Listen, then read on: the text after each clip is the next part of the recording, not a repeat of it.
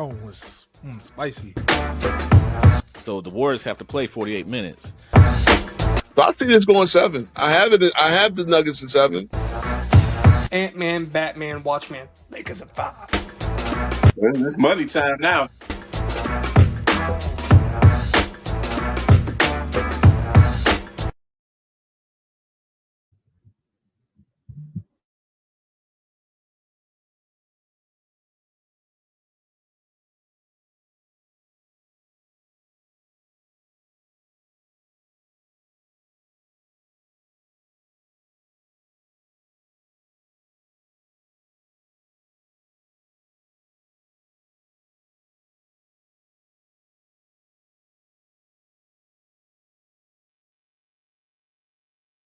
What's good, YouTube? What's good, YouTube? Yeah, no camera today, but I'm your boy's back doing a show today. Hopefully, this is a nice one, quick one. Well, yeah, your boy's back. Apologies for Tuesday, some things came up. But yeah, trying to get 2 shows in. I try to get 2 shows in a week. But like I said, Tuesday, I had some things. Y'all saw me last night on GoCast podcast.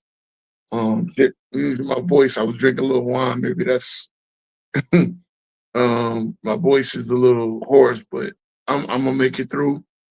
Yeah, we're gonna talk about the Atlantic Division today. We're gonna start. I'm gonna try to preview team by team for team. As I go through the league. And do it division by division. So the next 6 shows should be dedicated to that. A couple of current events going on.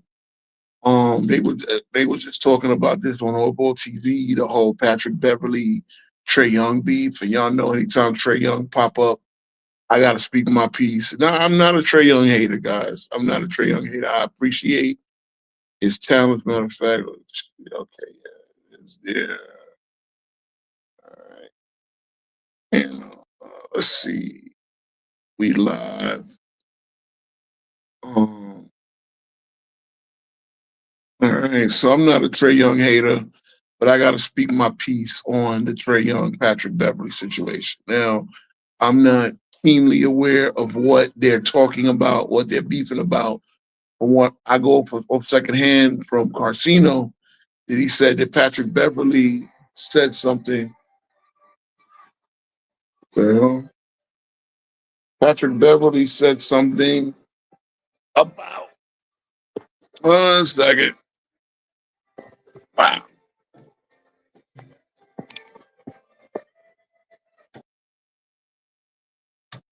Okay. Patrick Beverly said something about the All-Star game. Now, let's keep it real. Let's keep it real, guys. Let's keep it real. The All-Star game situation has become a joke. It really has. And y'all can say, hey, what's so special about the All-Star game? Shout out to Carcino for reminding me that the All-Star game traditionally was a give back to the fans, right? You get to see, and this is what they are for all sports, right? Even the Pro Bowl, which became a joke. I could get it with football because you have you can't expect guys to go hard in a physical sport like football in an exhibition game. But basketball, come on, man. We're running up and down the court. You get in there for 15, 20 minutes. I mean, I've always said they should expand the All-Star rosters. There's a reason why they don't do that. Because All-Star players can demand, the more All-Stars you have, the more salary they can demand. But I mean, at this point, if you guys can't put on a serious show, if you guys can't take the game seriously, then scrap the whole thing. And then cut your All-Star bonuses off. We don't have to do, we don't have to do the dunk contest no more, 3-point contest. That's the thing, man. It's a celebration of the game. So Patrick Beverly, again, I'm not the biggest Patrick Beverly fan, but he was dead on this one, man. What's going on, Scott? How you doing, bro? I'm not the biggest Patrick Beverly fan, but he was right on this. It's a shame that, and he's out of the league or whatever. He's played long enough so he can tell you about it. it's a joke, and he was never an all-star. But at this point, hey, take the guys, take the guys who are going to take the game seriously, who are honored to be there. You know what I'm saying? Because for Trae Young, a loser, I'm gonna keep it real. Trae Young is a loser. He's a loser. I don't care what you guys see. I don't care how many times you talk about him beating a whack Knicks team. Like this was Julius Randle, Reggie Bullock, guys that are not even in the league no more 4 years later. And basically Derrick Rose was retired and a bunch of bums. It's not the Knicks team that you see today. So I don't have a problem with Trae Young because he beat my Knicks.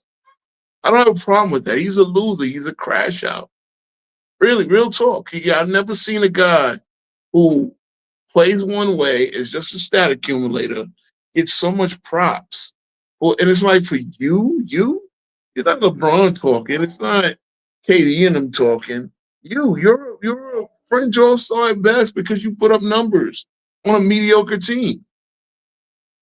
You're a fringe all-star. So why are you speaking up? I mean, at this point, like I said, look, why don't you guys do what you do? Do ones. These guys in the big three who are retired or former players in the league, they go harder to put on a show than you guys. And, that's just something that, it really is a bad look for the players. So I'm with Patrick Beverley 100%. That's what the whole beef is about. Because this is what happens, right? Somebody states an opinion, and then somebody gets butthurt about it. That's what's wrong with these current players, man. I'm telling you. And again, today's show, I'm going to start off. I'm starting it off. I'm going to get to it. That's the main event. But today's show, I'm getting on the old, talking about the current league. Because this is the problem. When you actually put a microscope on some of these teams, I'll tell you this, a lot of fans, a lot of podcasters, they only look at these teams from the top two players. Like if this is a big game of NBA Jam. No, there's the rest of the roster. This is 5-on-5 basketball, not 2-on-2 fantasy basketball. This is not 2-on-2, shit you can do on 2K or whatever. Put a 2-on-2 game. This is not the big three. This is the NBA. 82 games, a 15-man roster, four rounds of the playoffs, a long season that goes over the course of about 8 to 9 months. 8 months, I guess, when you go from October to June, right? That's what this is, to win championships. A guy like Trae Young, he will never win as the man. I'm just saying. Patrick Beverley was never the man. He was a role player, but he has a right to his opinion. So I'm going to speak on that. You know what I mean? The fact that this is a beef. And I'm going to take Patrick Beverley's position. And I have a feeling if they played one-on-one, Patrick Beverley would smoke Trae Young. Oh, trust me, everything that Trae Young can do offensively, Patrick Beverley can meet with the defense. And Patrick Beverley in a one-on-one scenario can do a lot more to Trae Young. I mean, but that's what I'm saying. Like, at this point, if it's such an issue, hey, do this. Do one-on-ones. Do a one-on-one, what else? Do a big three type of thing. That way you're not running up and down the court. They do a three. The women in the WNBA, they do a 3-on-3 in the off season, so they don't have to go to Russia and get popped for e-cigs and weed paraphernalia and get put in jail because President Putin want to make a fucking statement to Joe Biden. I mean, look for Brittany Griner to get popped like that. That's her fault, and it's a damn shame we had to release the terrorists to get her out. You know what I'm saying? But that's what we are. But yeah, they do a 3-on-3 in the ARL season so they can make more money. That's what I'm saying, man. These players they're so off their reality that they think that they're beyond criticism. Again, we're asking you if, and again, that's what I'm saying. If you don't want to go show up to All-Star and play, then don't do it. Give somebody else your spot. Opt to get named the All-Star so you can help your contract and let somebody that's willing to play. But no, here's what happens. They want to get lauded. They want to get the applause. They want to go there and get the applause. And then they want to go out on the court and play like it doesn't matter. That's the problem. That's the problem. Magic and Dr. J and Worthy and Dominique and MJ and all these guys before this generation could take the Stephon Marbury, Duncan and them. They all took the All-Star game serious. Kobe, it died with Kobe, bro. This All-Star thing died with him. It's a shame because this generation is full of freaking divas. This generation is full of divas, and there's no doubt about it. So this little beef, it is what it is. See, Scott always begged for the link. I'm willing. I'm dropping the link early, in case anybody wants to pull up this watching, because I'm not just going to rant all night, but have a conversation. Again, I want to play the guests so we don't have too many viewers in here. So I'm gonna wait till anybody pulls up. Apologies for Tuesday. Like I said, I've tried to get on consistently. Next programming note 2 next Tuesday, I might be traveling, so we'll see about Tuesday's show. But yeah, man, follow us on Twitch as well. We need to get some views on that platform. We need to start promoting that. You know what I'm saying? We need to start promoting the Twitch stream, and you'll catch us on playback shout out to Casual as the season starts, and we'll start live reacting to some of these games. The Bulls and Bulls only. Well, let's see, because what I'm gonna do is I'm gonna start off with the Eastern Division. Then I think I'll do the Atlantic Division. Then I'll scope to the West, and I think I'll do Jokic's division. Or should I go with the Texas division first? So I'll do Central Division possibly next Thursday, if you want to talk the Bulls. I know Woodage is half kidding, half trolling, but yeah, I'm gonna give your Bulls a lot of credit too. Yeah, oh my God, yeah, we're gonna get into the Knicks. We're gonna get into the Knicks and Cat and all this and all these bad takes that people again. You're gonna get the good. You're gonna get the best. Look, I'm not trying to say I'm an expert or anything, but I'm gonna give my best. I don't see a lot of YouTube channels really going shit team by team.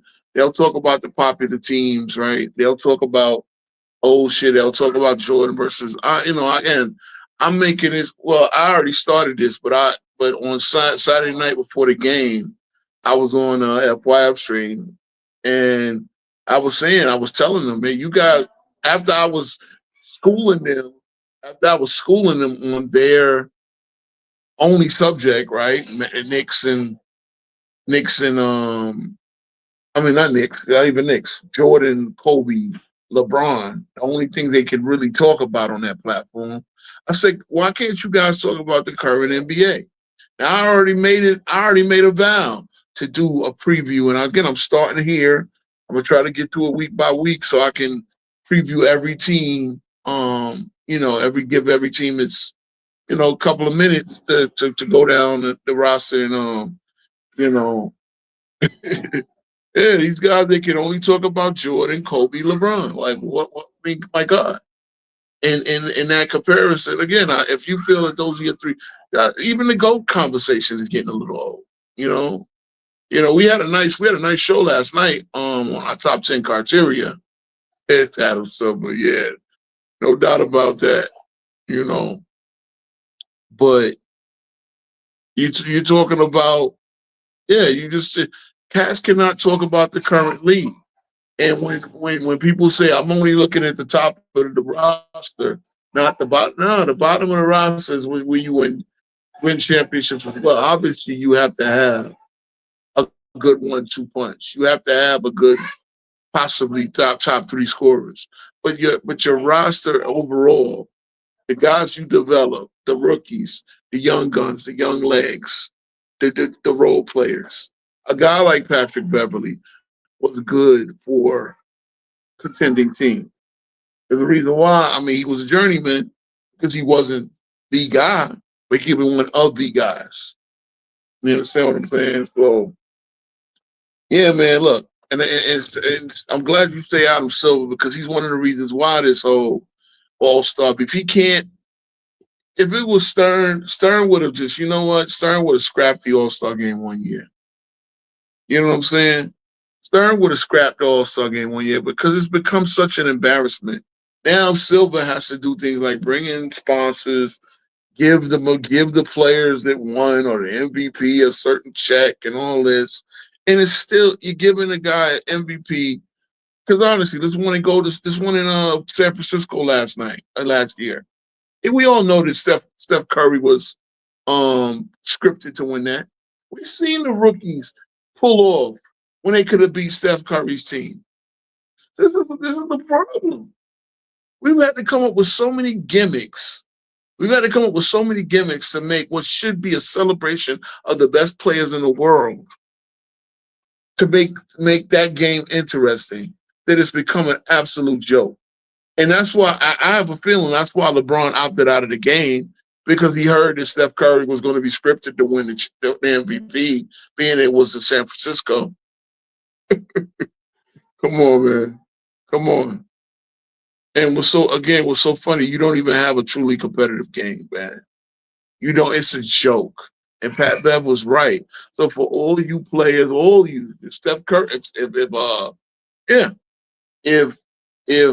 you know, and again, I wanted to do a whole show without mentioning that LaFool, but let's keep it real. Since the Pat Beverly thing came up, since the Pat Beverly beef came up with Trae Young, he is the reason. He is the reason. Again, like I said, the competitiveness of if Kobe was alive, if Kobe was around the league, he would be reading these players their rights and they would listen. They would listen to Kobe. Instead, they have a diva like LeBron, who's the main guy, who they get who they model themselves after. That's the bottom line. You know, yeah, I don't disagree, especially in that type of setting. Especially in that type of all-star setting, he has the game to put on the show. But even then, I could see watching that game, and I watched it. I watched every minute of that shit. I vowed to watch every minute of the All-Star game, and I did, and it was a joke. You know, I was just getting the podcast together back in February when they had the All-Star game right after the Super Bowl, and it was a joke. Let's keep it real. It was a joke. You had the rookie sophomores, or the G League All-Star, whatever it was. And these guys, you had the rookie sophomores. So you had the rising stars. And they pretty much took their foot off the gas when they had Steph Curry and them team beat, because that was the arrangement. Come on, man. It was a joke. It was an absolute joke.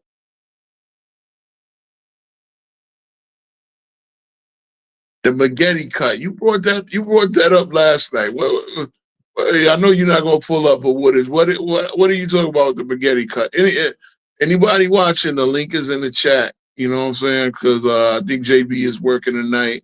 I gave the link to Scott. CW will come back up in a little bit. But yeah, man, I didn't get too much promo on this show, man.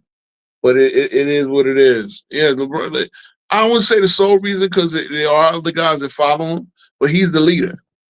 He's the leader of it. And you know, again, we'll get to LeBron. We talk about the Pacific Division probably 3 or 4 shows from now. But other programming notes I want to talk about.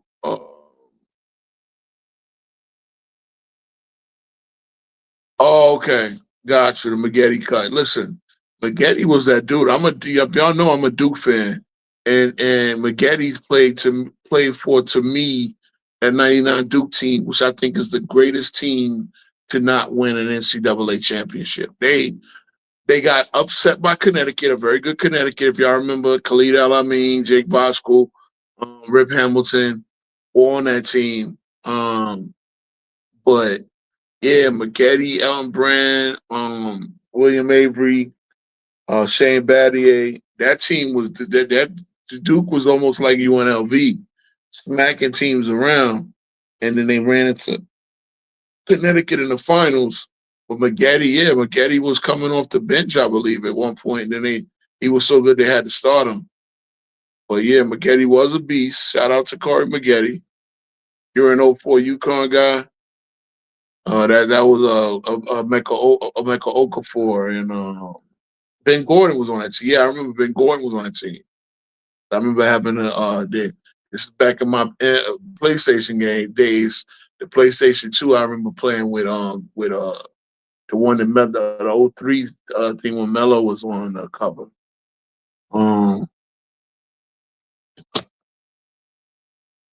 So back in the day, I mean, like I said, back in the Okafor and Gordon, Shaq and Kobe, yeah, they were. You know what I'm saying? So hold on one second.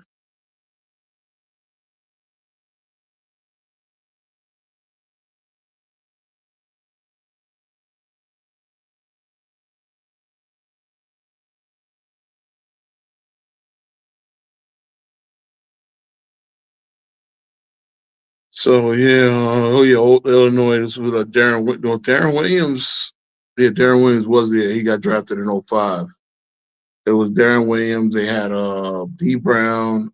Yeah, man, I love me some of my NCAA teams back then. This is before one and done, right? And so some of the guys, you have better developed players playing in the NCAA. Was the big guys were going straight to pros in that era. And the Dwight Howard, LeBron, Sebastian Telfair of the world, even Lou Will went straight to high school. I mean, straight in 05. But yeah, I forgot you were an Illinois guy. But yeah. So let me start getting into the Eastern preview. Let me start getting to the Eastern preview. Kentucky, yeah, Kentucky the one and done once they got Calipari. I prefer Kentucky when they had guys like Rondo in the in the mid 2000s, because once Calipari came there, it just became a pro factory. They never really developed any teams. They just developed guys who could be all stars. So let's start off with the Atlantic Division. I'm gonna start off from bottom to top and based on my predictions. I'm gonna start off with the Nets, and as I look at the Nets roster, it's a little rough. The Nets roster is a little rough. So what I'm gonna do here is, hold on a second. What I'm gonna do here is I'm gonna bring up a couple of guys on the roster who I think should be the stars, and if anybody, any rookies to look out for, or like right there, Nolan Trior, Ben Saraf, and that's another one of their rookies, right? So okay, basically, the star players to look out for is should be a Michael Porter year, right? Michael Porter, Nick Claxton, Cam Thomas. Those are your stars of the Nets. Yeah, the Nets roster has been rough. So Michael Porter, Cam Thomas, and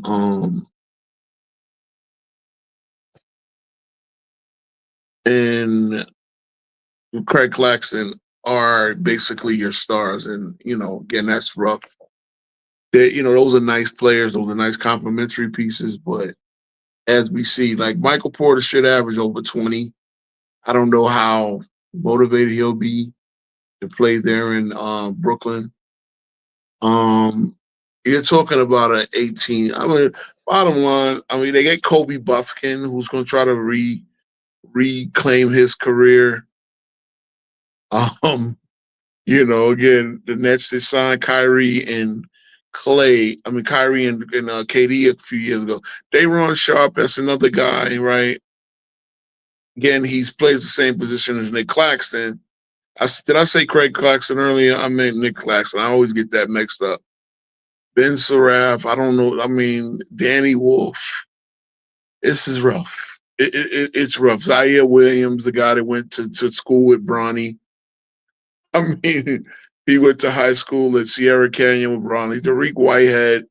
Okay, Dariq Whitehead might be interesting. Haywood Highsmith might do a little something. Terrence Mann, but this is going to be a rough team. I mean, pretty much bottom line, look out for 18 wins for the Nets. I'm looking at it. My prediction, my official prediction, I don't know what their over-under is, but 18 is 64 for the Nets. Yeah, and I agree. Cam Thomas would be a good sixth man on a contending team, but he's going to be the star. I mean, it's a guy that's just met. Cam Thomas is a guy who never met a shot he doesn't like. I mean, look at this. Cam Thomas is basically what the Knicks have off the bench in Jordan Clarkson, and he's just a little younger, But that's what I'm saying. Like that's his role, and meanwhile, he's gonna be the star. No, yeah, there's a kid who's gonna walk through that door.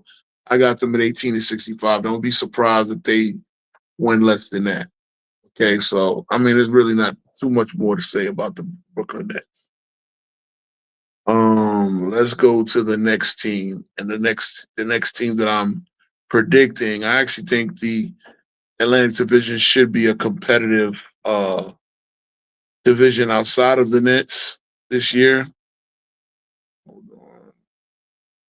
Yeah, and anybody wondering the odds, the Nets are plus 50,000. So $100 bets will give you $50,000 if the Nets somehow manage to win a championship. So that goes to show you what they are. All right. The next team I'm going to go to is the Philadelphia 76ers. Now, again, Philadelphia, the key to their preview, the key to their what Philadelphia's key. No matter, and again, BJ Escom looks like a nice player. They get Jared McCain back. They got Tyreke Maxey. Obviously, Paul George is going to be an albatross on their salary. I mean, pretty much they're a cat team based off their big three between Maxey, Paul George, and Embiid. That's the problem. And look, when I said 18 wins, like the highest that the Nets could probably do was 25.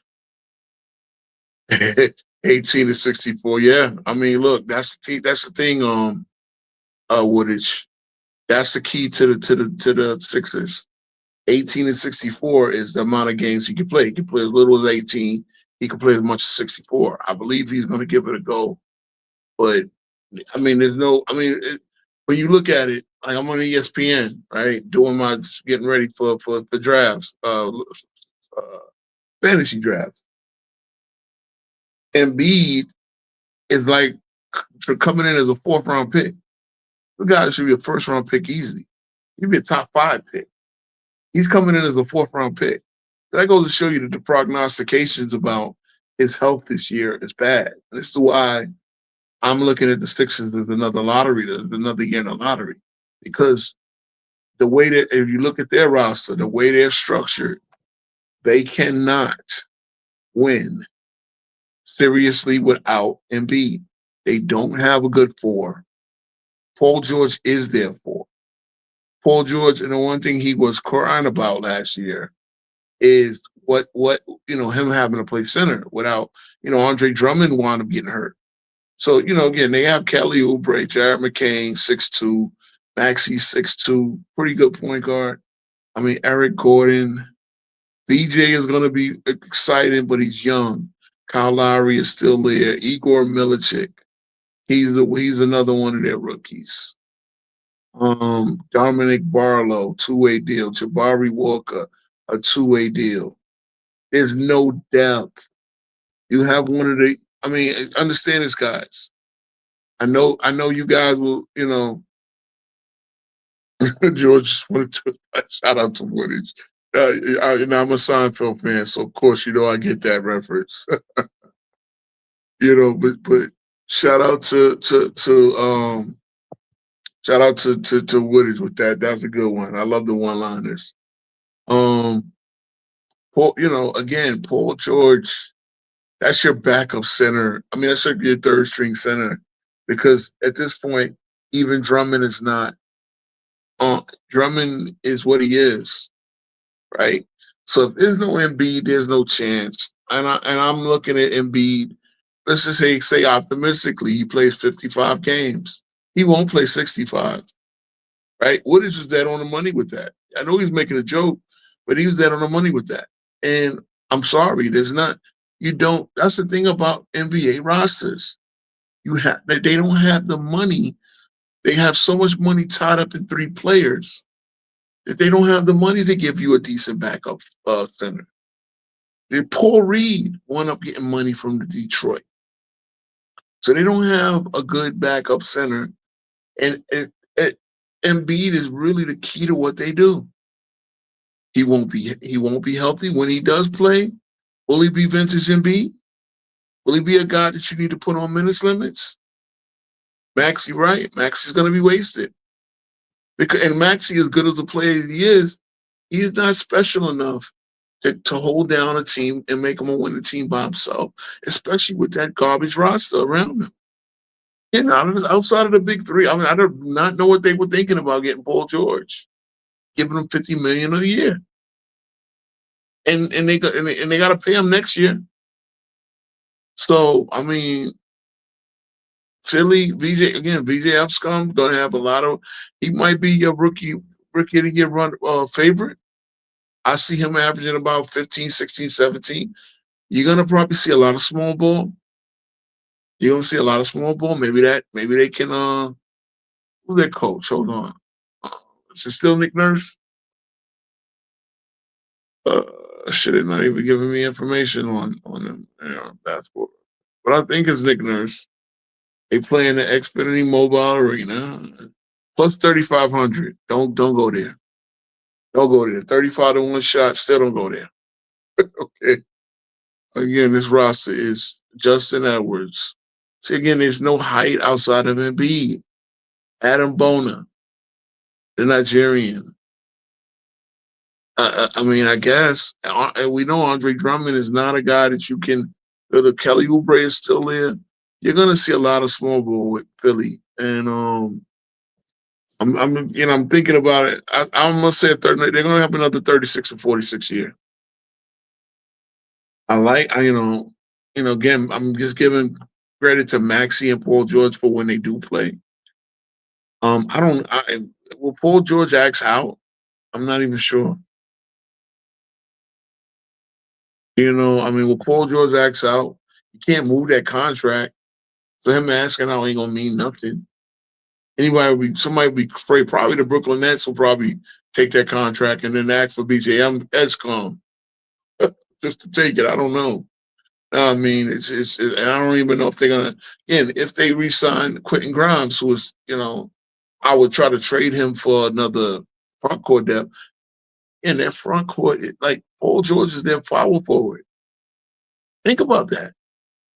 This version of Paul George, you're going to ask him to play the more taxing physical position. You already know he has his injury woes. Yeah, anybody seeing something out of Philly, they're delusional.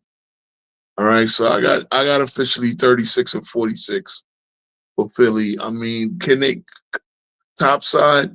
Even with Embiid, I don't see them winning more than 45 games. Let's say if Embiid plays 70 games, I don't see them winning more than 40, 45 games. I don't see them being more than a 5th to 6th seed, and still probably an early washout. Because Paul, I mean, you didn't even getting that many games out of Embiid for the regular season. Now you're asking him to be healthy in the playoff run as well. Not happening. And again, yeah, they're gonna need some front court depth. Trenton Watford is not. It's just not that guy. Okay. You can't play Embiid and Drummond And Drummond at this point is just, a body, a warm body. So, yeah, I got 36 and 46 for Philly. The next team I'm going to go, so I'm going bottom to top, is the Toronto Raptors. And I like the Toronto Raptors a lot this year. Don't like them enough to be a playoff lock, but I do like them enough to compete possibly for the play-in tournament. Yeah, I'm looking. They get to have Oliver Czar. He's a third-year player. He's Alexander Czar's older brother. Brandon Ingram, Scotty Barnes, Emmanuel Quickly, and RJ Barrett. You got Grady Paws and Jacob Hurdle as their center. I like that team a lot. I like that team. I think that's a good starting five. What they'll have off the bench, again, Grady Dick coming off the bench, Grady Paws. Brandon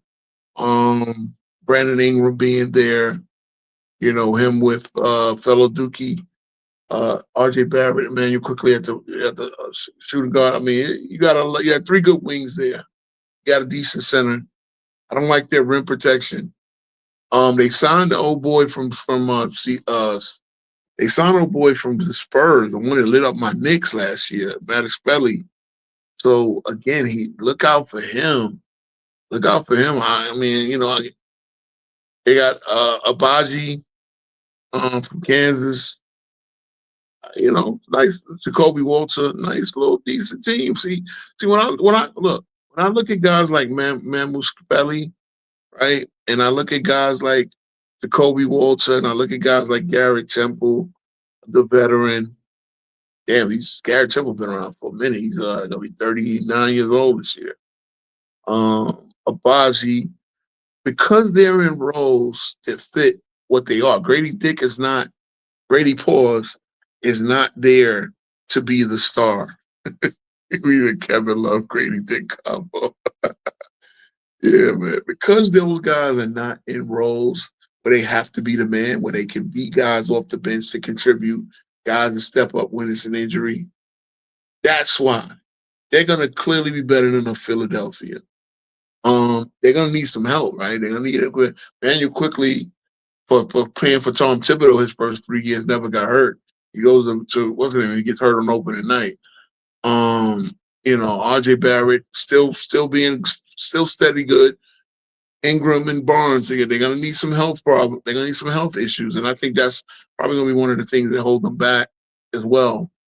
But I like them. I like them. I'm gonna put them at 39 and 43, and that might be good enough for a playing spot. All right, so I'm gonna keep these down. I'm gonna keep these predictions down as I go league by league, and that'll be. I might adjust somebody. I might, as we get later on, I might adjust just to make it balanced because this is what I feel like. I'm gonna try to predict the whole. They got to be balanced, right? It got to be a 500 league overall. But I'm starting off with this position. So take a few games. I don't know where. Matter of fact, let me see where they are. I don't know what their plus minus is for the season. Matter of fact, I should look at a list of plus minuses. They had 20,000 to win a championship. They got worse odds than Philly. That'd probably be a better bet if you're a diehard Raptors fan. That'd probably be a better bet. Definitely a better bet than Philly. Let me look at some NBA over-unders real quick.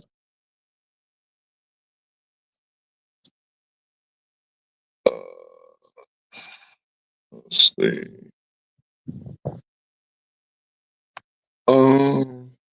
So I did 3 teams, and let me see it. That means if I'm predicting their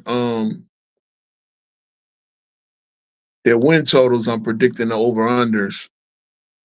So let me just look at one site. I'm gonna go to ESPN. Let me see. I know you can't see this on my screen because I'm doing everything from my phone. I promise in the near future I will. little better at this. Let me see. Rockets and the opening night. It was a weird opening night. Like because I said the Lakers and Golden State. Neither one of those teams might not be in the playoffs next year. Maybe over under.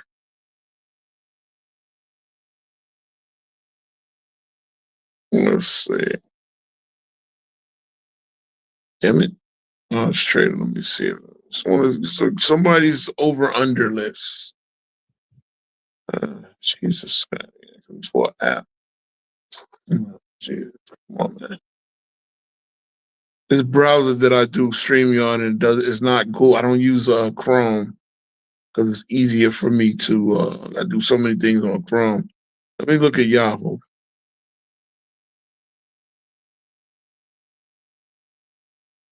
All right. Let's see. Sorry, guys.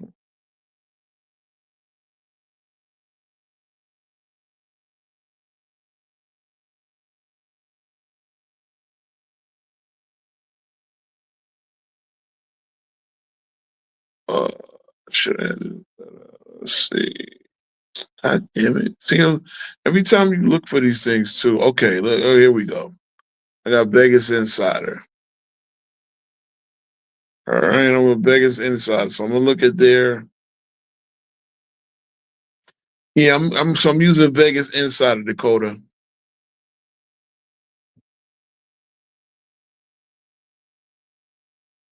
But I got 39 and 43 officially for the Raptors.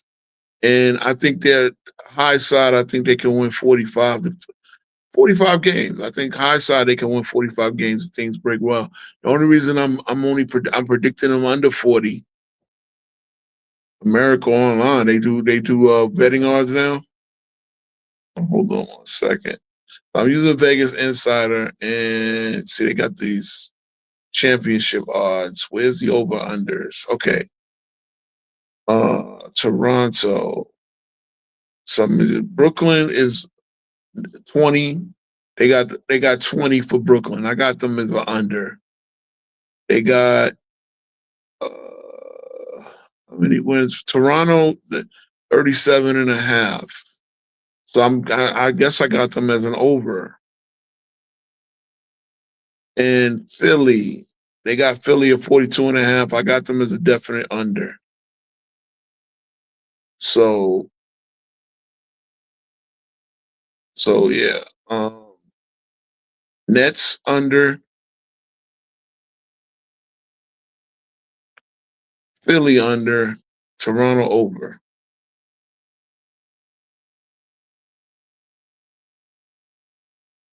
So yeah, that's basically my let me see. I mean, anything like I said, man, was fairly. I think that was a good get because I wanted the Knicks to possibly get him, but I'm actually much more happy with Yabusele and and Jordan Clarkson, especially for the money we had to spend. Let me look at their payroll real quick with Toronto.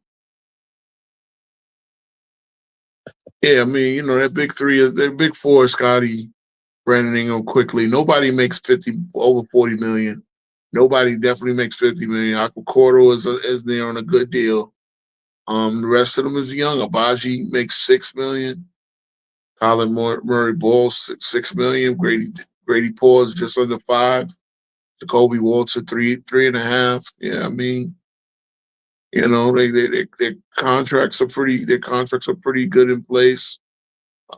Their core is locked in for a few more years. Brandon Ingram doesn't have a team option till 27. He makes 40 next year. Scotty will make 41. Emmanuel quickly will make 32.5. His contract is flat. What's the name has I believe. So Jakob Porto has a play option. So this is the last year. I'm sure, he's a good enough center to opt out and get a better contract than that. I'm sure they'll give it to him. I don't see any salaries for Matt Spedley. So solid young up and coming team. They should be better than Philly because they got they're gonna need what was it coach last year? Oh, Rakovic, Rakovic. Yeah, and then you did it good. They won 30 years here, so I see an improvement. I see the roster improvement, and with help, they'll be better. What up, Jersey? We can talk about the WWE in a little bit. We got to get to my Knicks, man. So the next team, of course, is the Boston Celtics. The next team is the Boston Celtics. Uh, Obviously, they lost their big gun, and Jason Tatum for the season. He is listed here. Their salary structure. Yeah, they had to go on a salary shedding spree. They had to lose. They had to trade Drew Holiday. They got Anthony Simons there. Obviously, a step down, but possibly a step up in offense. Jaylen Brown still the top dog. He makes 53. Derek White makes his 28. Sam Hauser, let me see their contracts. They didn't put these new contracts in. They got Chris Boucher. They got Luke Garza. Luca Garza, Josh Minot. Payne Pritchard still on a good deal. They're talking about starting him over Simons. Simons is in a contract year, so let's see how that plays out. Hugo, look, it's a team, paper thin team at the top. They don't have they lost boy, Luke Cornett. They lost a lot from last year. But I believe the combination of White, Brown, and Simons should make for Sam Hauser still there, Pritchard still there. Luca Garza is their center, Xavier Tillman. That's the problem. They don't have a four. Tatum was their four. The Sam Hauser step up into the role. Does Xavier Tillman step up into the role?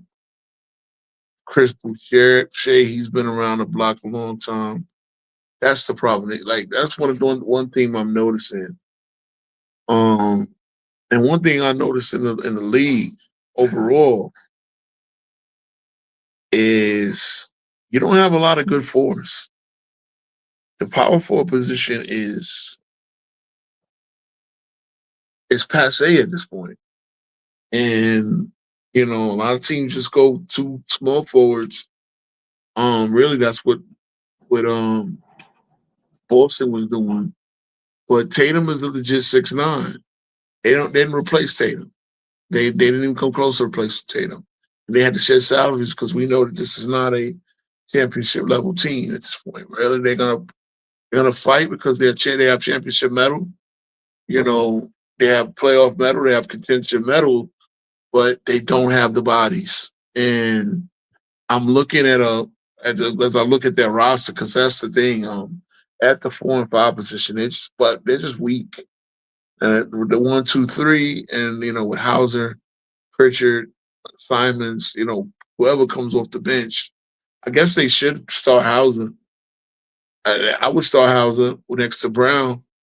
Hauser, Brown, Tillman. I would start Tillman over Garza because I don't know if I can trust Luka Garza to be my everyday center. Yeah, look, power forward is the weakest position in the NBA today.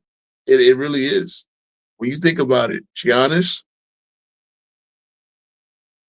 Julius Randle, where are your traditional power forwards? Give me another one. You got a lot of these teams are playing threes at the 4. They're playing 6, 7 guys, 8 guys. Zion, yeah. Zion, and he's 6'6". He's 6'5" without sneakers, guys. He's not even 6'6". You don't have a lot of good forwards out here anymore. Even my team, the Knicks, we'll get into, potentially going to start OG Anunoby at the 4 now. If we start, that's the thing. That's why I would go here. I will talk about the Knicks and what we need to do. That's going to be the main event, of course. And for those that, doubt the Knicks, it is what it is. But yeah, I got Boston because they're coached and because they have the 3-point attack. I got them winning 47. I'll go 47. I think just the 3-pointers alone. Again, rebounding is going to be a stretch. You know, you lose Porzingis, you lose Luke Cornett. Damn, it seemed like they had 3-4 centers last year. And they got Luka Garza and Xavier Tillman at center. But I could see just off the 3-point attack and small ball that they probably might even want to prefer to play. I've seen them winning games off of that. Let me look what Vegas has them. Vegas Insider has them.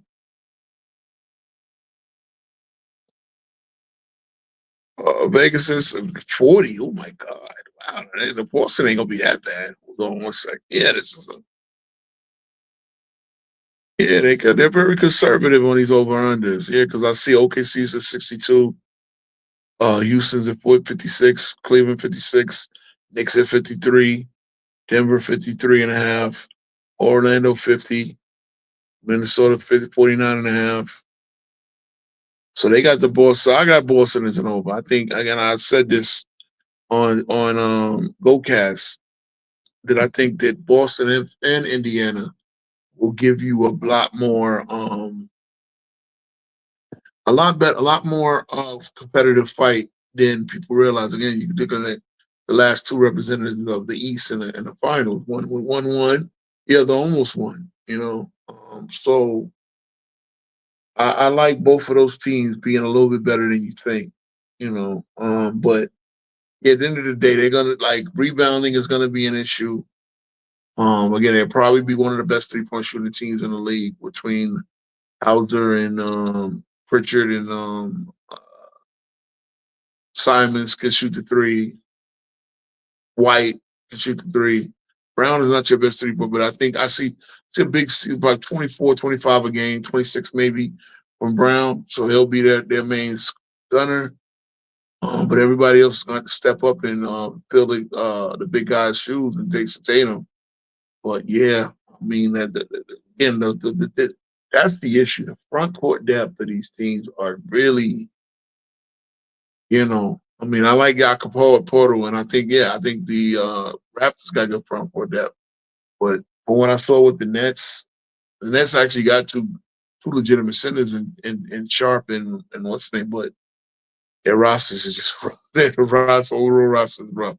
I like Boston winning 47.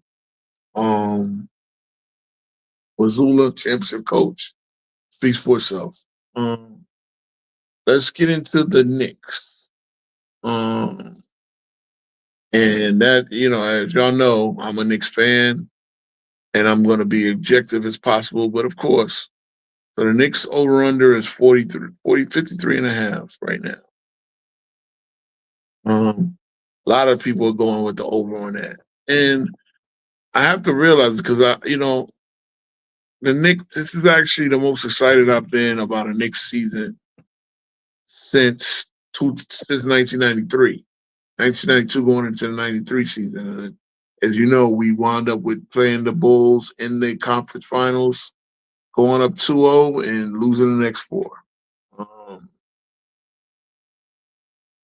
Yeah, that was a hell of a hurts, watching Joe Smith blow them layups.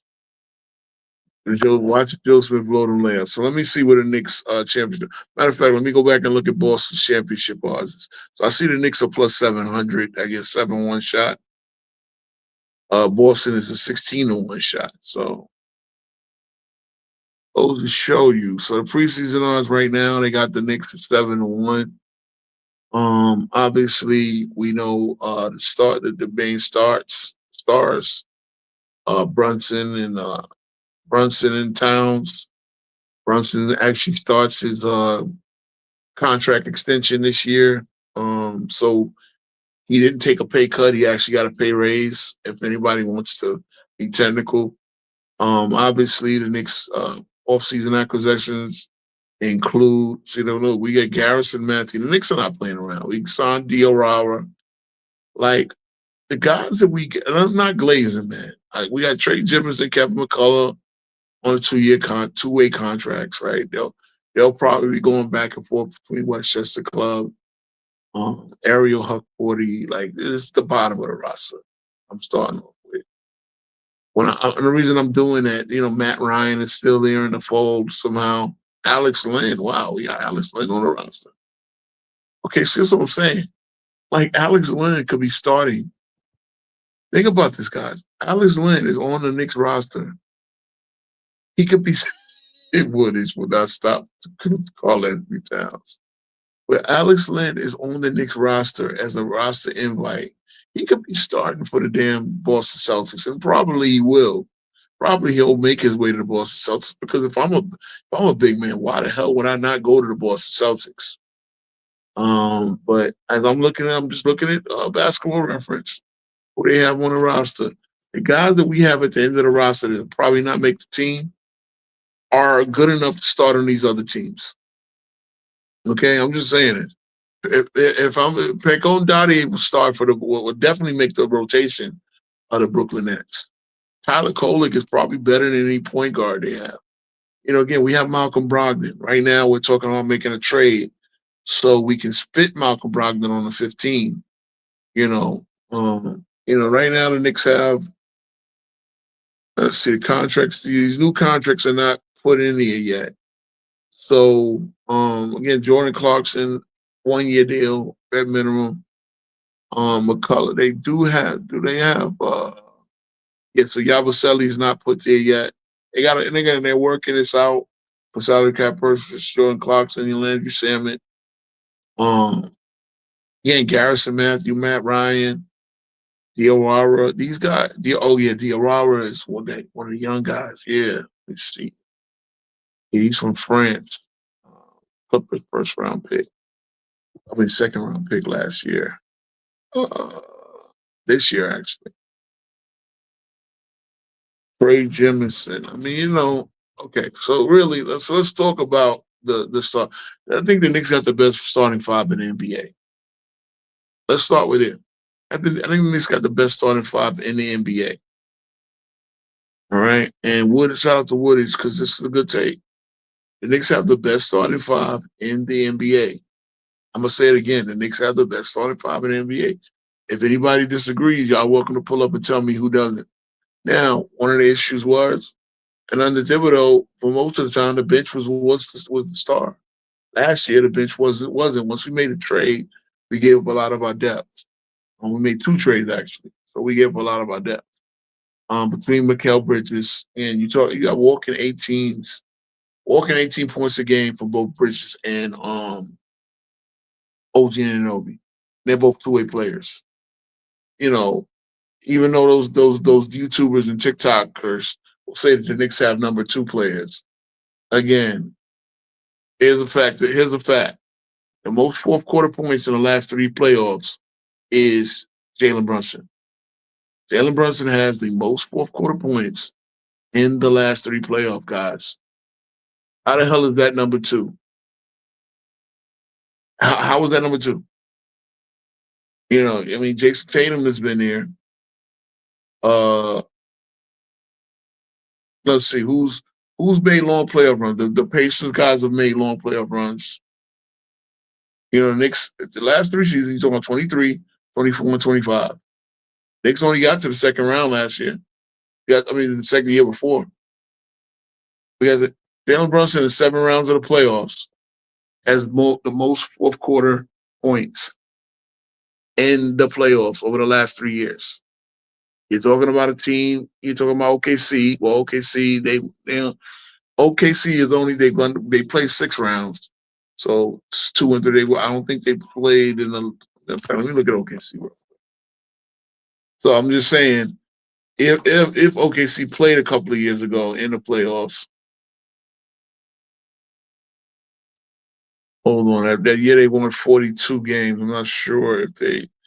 Yeah, they wait a minute. So they played 6. So okay, either way, in 7 playoff series, Jalen Brunson has more fourth quarter points than SGA does in 6. I'm just saying. Denver won a championship in 23. So they played at least 8 playoff rounds. That means he has more than Joker. I need to understand. I need somebody to tell me, because people will take their shots at the Knicks and they'll take their shots at Jalen Brunson. Why does and again, you got teams that have played 8 more playoff rounds than Jalen Brunson has. Why is it that Jason Tatum played at least, or he played 9? How many has Jimmy Butler played?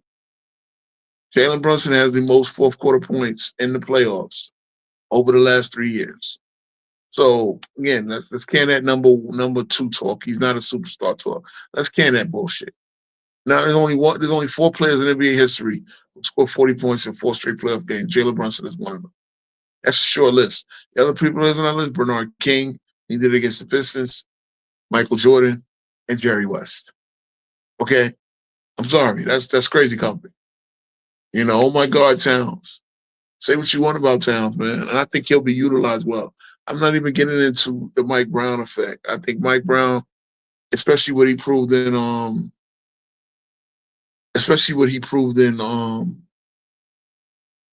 Sacramento, he had that team humming offensively.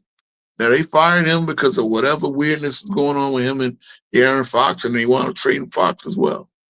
So look, their losses are gain. I don't think he's Pat Riley, but I think he's a very good coach. I think he's good enough to win a championship. In this era, I think he might be a top 5 to 10 coach in the league right now. And with the Knicks roster, I like our odds. I like our 7-1. That's a good. I guess they're not there. They don't think of us as the front runner. They think Cleveland will be better. And we'll get into Cleveland when I do the Central Division. But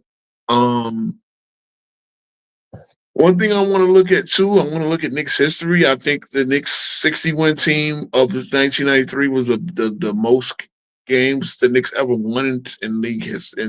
We don't have a 65-win team, which is very crazy considering all the great. I don't think either championship team won more than 50-something games.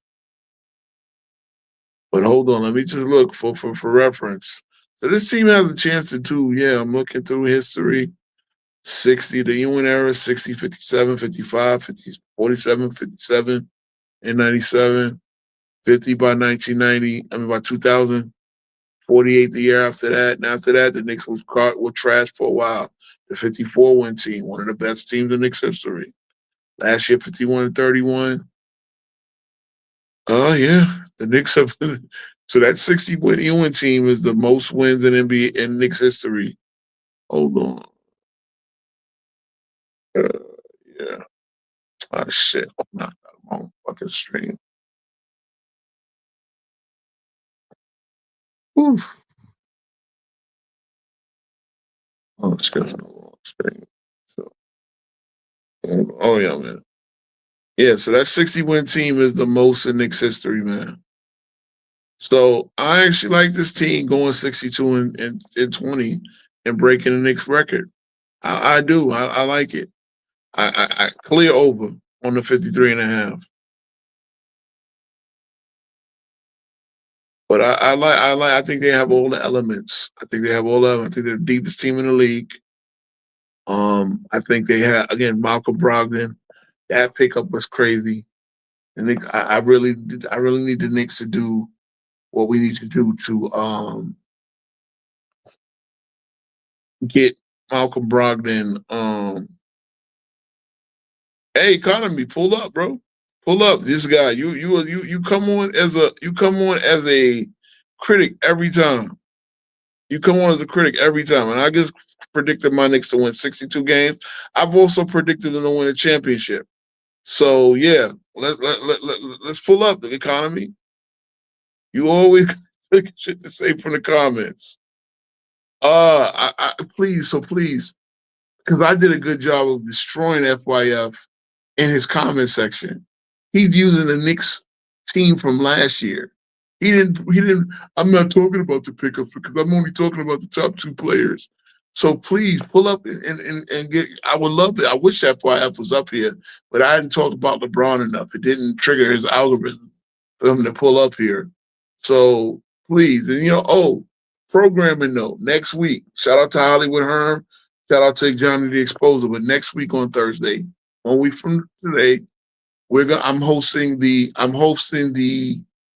debate between Hollywood Herm and a Johnny the Exposer. They're gonna debate on whether tangibles or stats are more important. You know what I'm saying? Yeah. Hey Dakota, tell him about you. Tell the economy about his boy FYF. Oh, did we win 60 and 70? I'm looking at it again. 1970, yes, we did win 60 games. So that was a tie. So I actually like this team beating the Knicks regular season win record. Again, link is in the chat. Anybody want FYF? Jesus Christ. FYF couldn't give you the starting five of any team in this league, bro. Let's keep it a stat. But yeah, shout out to Hollywood Herman and Johnny. They're gonna be debating on this show next week. And I actually want, if anybody else wants to debate somebody, let me know. Anybody else you think needs to get something off their chest and debate it, let's go. But yeah, I expected to go off the rip. No, it's gonna be, a couple of 5-minute rounds.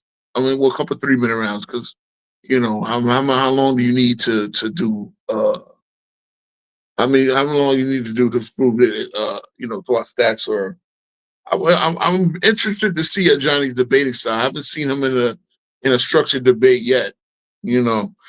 So we're not. We could do an open discussion afterwards. And I will be still continuing to do my preseason previews. But I like the Knicks. The Knicks are garbage. The Knicks, first of all, easily the class of the Atlantic Division. They're probably one of the best two teams in the East, easily. But I like us winning 62 games. If Cleveland could win 64 games last year, why can't the Knicks win 60? They're deepest. They're going to be well coached. Say what you want about Mike Brown. Maybe he wears after a few years, but this first year, I already like Mike Brown. He's a lot more animated. He's a lot more energetic than Tom Thibodeau. He's more adaptable. So all those things are going to play into the Knicks' favor. And again, I'm just looking at the guys at the end of our roster. They could start for some of these other teams, especially at center, or they could definitely make rotations. So, say what you want. The Knicks are going to be there, man.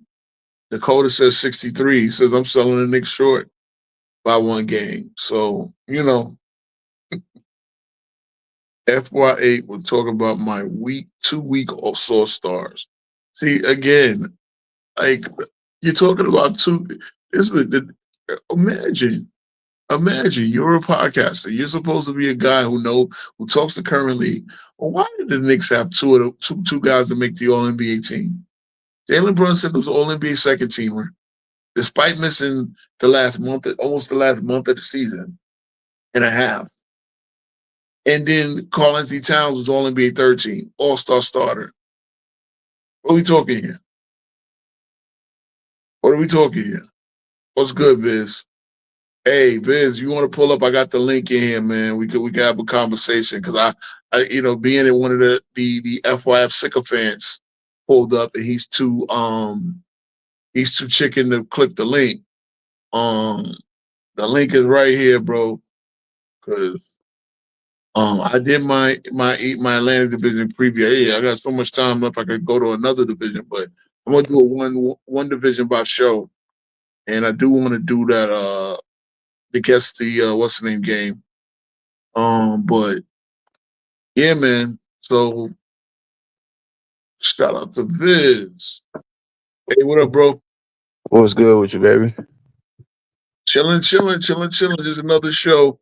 Yeah, man. I was talking about, so you got again, because it's funny, because I told you I made bro mad the other night when I told him you can only do three topics, and then he makes the Knicks are garbage. Again, how would the Knicks go? Like, how are you gonna tell me the Knicks are garbage when they're easily one of the top 4 teams in Atlanta? If you had them 4, that's not garbage.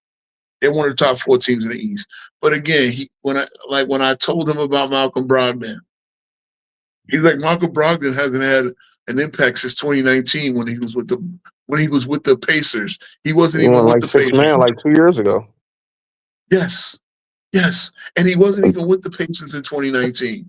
This is your guy. This is the guy that tells us we don't talk about the league current league enough. You can't make this shit up, bro. We don't talk about the current league enough. We don't know basketball. Yet this guy couldn't tell you. He couldn't tell you. He's supposed to be a Portland Trailblazers fan. I asked him on this platform. I said, tell me about the Portland Trailblazers. Because I like the Portland Trail. I actually got a bet with Mar. that the Portland Trailblazers will win more games than the Lakers this year. And I'm standing on that. I'm standing on that shit, bro. Yeah, my bad, bro. Yeah, Yeah, that's I'm all back, good. my bad. Yeah, and I don't know how much you heard on while you was backstage, but I actually got a bet with Mar that the Portland Trailblazers will win more games than the Lakers because I like their. See, when I look at teams, I look at roster top to bottom. When guys like Lamont look at teams, he only looks at the top two players. Well, again, even if you think that both of those guys are number two, they're all NBA players. They were all NBA last year.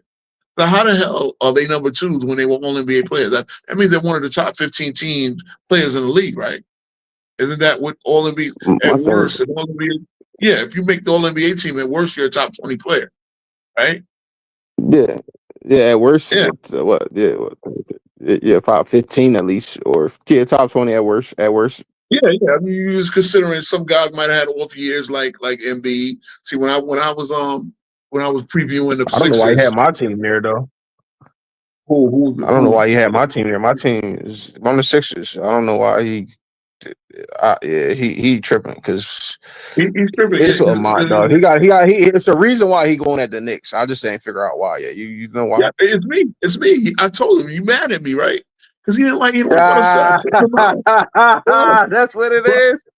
Yo, remember they kicked you out, right? They kicked you out, and then before, like I was sitting there going on, and they were playing that mute game because dude asked me, he asked me something about Jordan never having a great final. I don't know if you remember that. Jordan never having a great finals run, right? Or a finals. Who said this? Some guy, I was killing them on the points, right? So he said, well, look, Jordan never had as good as a finals as LeBron did in 2016. And I said, 1993 against Phoenix. Again, Jordan averaged 41 points a game in that series. Mind you, think about what they did. Phoenix was the number one team that year. Number one offense, number one everything. Number one in scoring, too. Yeah. The Bulls went and took 2 in Phoenix. And then they had a triple overtime where Phoenix survived and won game 3 in Chicago. Jordan came out and had 55. Well, we had 55 in the next game. He had 55. I think they won by 1 or 2 points, I believe. Then game 6, what Jordan did, he had 33 points in that game. He averaged 41. But all Jordan did was score. I'm like, okay, no, Jordan averaged 8 rebounds, 6 assists. How did all Jordan do was score? These niggas kill you with that bullshit, dog. Oh, Thank you. God. Thank you. And they'll tell you because LeBron averaged a triple-double, whatever the hell he did. Yeah. So they wasn't even the year the triple-double the year. When did the triple-double the year they got swept? Gentlemen swept in 2017? So. Yeah, you're right. It was the year they got swept. 26. Let me look at when he say I'm averaging triple-double. Yep. That was the year they got swept. Hold on 1 second. Yeah. Let me look I think it's 2016. He just led it in all categories. What? Okay, let me look at 2016. He led in all categories for both teams. All right, overrated because Steph played like shit. Nothing. I said that, and that's what I told him. Steph played like shit. No big man. Every guy was 6'8". Yep. Barkley played like a beast. Steph played like shit. Let's keep it real. Steph played like shit. 26. Where's the average 12 rebounds at? Let me see. I'm gonna look at what he did because again, they wanted and the point is right. I'm looking at 2016. So I'm looking at what they did in 2016, the finals. That was like 38 and 9 or some shit like that. So yeah, the finals MVP was LeBron. He averaged 20. He averaged 30, 11, and 9, 8.9 assists. Again, what the point I made is that Kyrie averaged 27.4. And if you look at it, especially in those close games, Kyrie's points were more impactful than LeBron's points. They definitely were. So the point absolutely. I asked them is, I said, okay, Scottie Pippen, what series in Jordan's whole career did Scottie Pippen average 27 points a game? Well, what does that matter? Scottie did. Okay, I know that Scottie was a facilitator. I know Scottie averaged more rebounds than Jordan. Scottie wasn't the leading rebounder. Like two more rebounds. Thank you, and one more assist. And all of a sudden, that and then Oh they'll my say God. he got. Now you know how one boy. Oh, look at the film, man. Look at the film. I remember Jordan. That dude doesn't know shit, bro. I don't like Wild Boy, but he doesn't know shit. Wild Boy. I don't like Wild Boy because Wild Boy is a two-faced. He's a two-faced scumbag. He's a lackey. Oh, he's a two-faced? I don't ever get. Hold on, whoa. When is Wild? Hold on, two-faced mean he had to be on one side one time. Okay. He's just all they side. Wild Boy came up to this platform one time. I did a show, and I was knocking KD because this is when KD was on Twitter, crying about shit. And he was going back and forth with a fan. Mm-hmm. And I said, and the point I made was, how are you guys hated if you guys are engaging with fans on Twitter? Like, how you want? And mind you, this is all you have to worry about. I did brought up the fact that actually CW, my man's JB's coming up here. CW, my partner, he showed the video of Jordan during '93 against the Knicks. How they had 13, 20 motherfucking mics in his face about him going to Vegas to gamble. I'm not Vegas, but Atlantic City to gamble during the middle of that Knicks series, right? So I'm like, you talk about the media hating and all. You guys are whining because y'all got to go back and forth with fans on Twitter. Mind you, here's my point about KD. KD, you know how much money you have? It's the summertime. Why the fuck are you on Twitter fighting with fans? Bro, you should be on an island somewhere with no Wi-Fi, bro. You should have your own island. Shit, though. KD enjoy that shit. That's what I'm saying. But that's my thing. But but then you whine about fans hating on you and how Jordan didn't have to go. You think Jordan could be on Twitter? Like Jordan is still alive. You realize that, right? Do you see Jordan with a Twitter account, an X account, or whatever? That nigga he'll probably shut Twitter down if he Jordan would go on Twitter. He already shut it down when they announced him for the fucking part-time role. Thank you. Niggas like Barkley, Barkley is in the media. I don't even think this nigga know how to use Twitter. If Barkley has a Twitter, I guarantee you it's some fucking 25-year-old assistant that puts his tweets out. Okay? So the point I made, and that's when One Boy was up here, right? So I was like, I wasn't even knocking LeBron. I told him the other night, I said, One Boy, who was I knocking the night you came on my program? It wasn't LeBron. I didn't even go. I went at the whole era, but KD was the guy that had my smoke. And so, what was it? That was the topic. And JB, what's going on, man? How you doing, bro? Glad you could pull up. Hey, what's up, man? What's going on? Yeah, I was talking about that, and so he was like, man, I'll never go on your platform again because y'all don't talk the game, y'all don't talk sports, blah blah blah. Well, look, honestly, I could probably figure out. I do the show with my phone. I don't have a computer. I do get CW if I need to do a visual.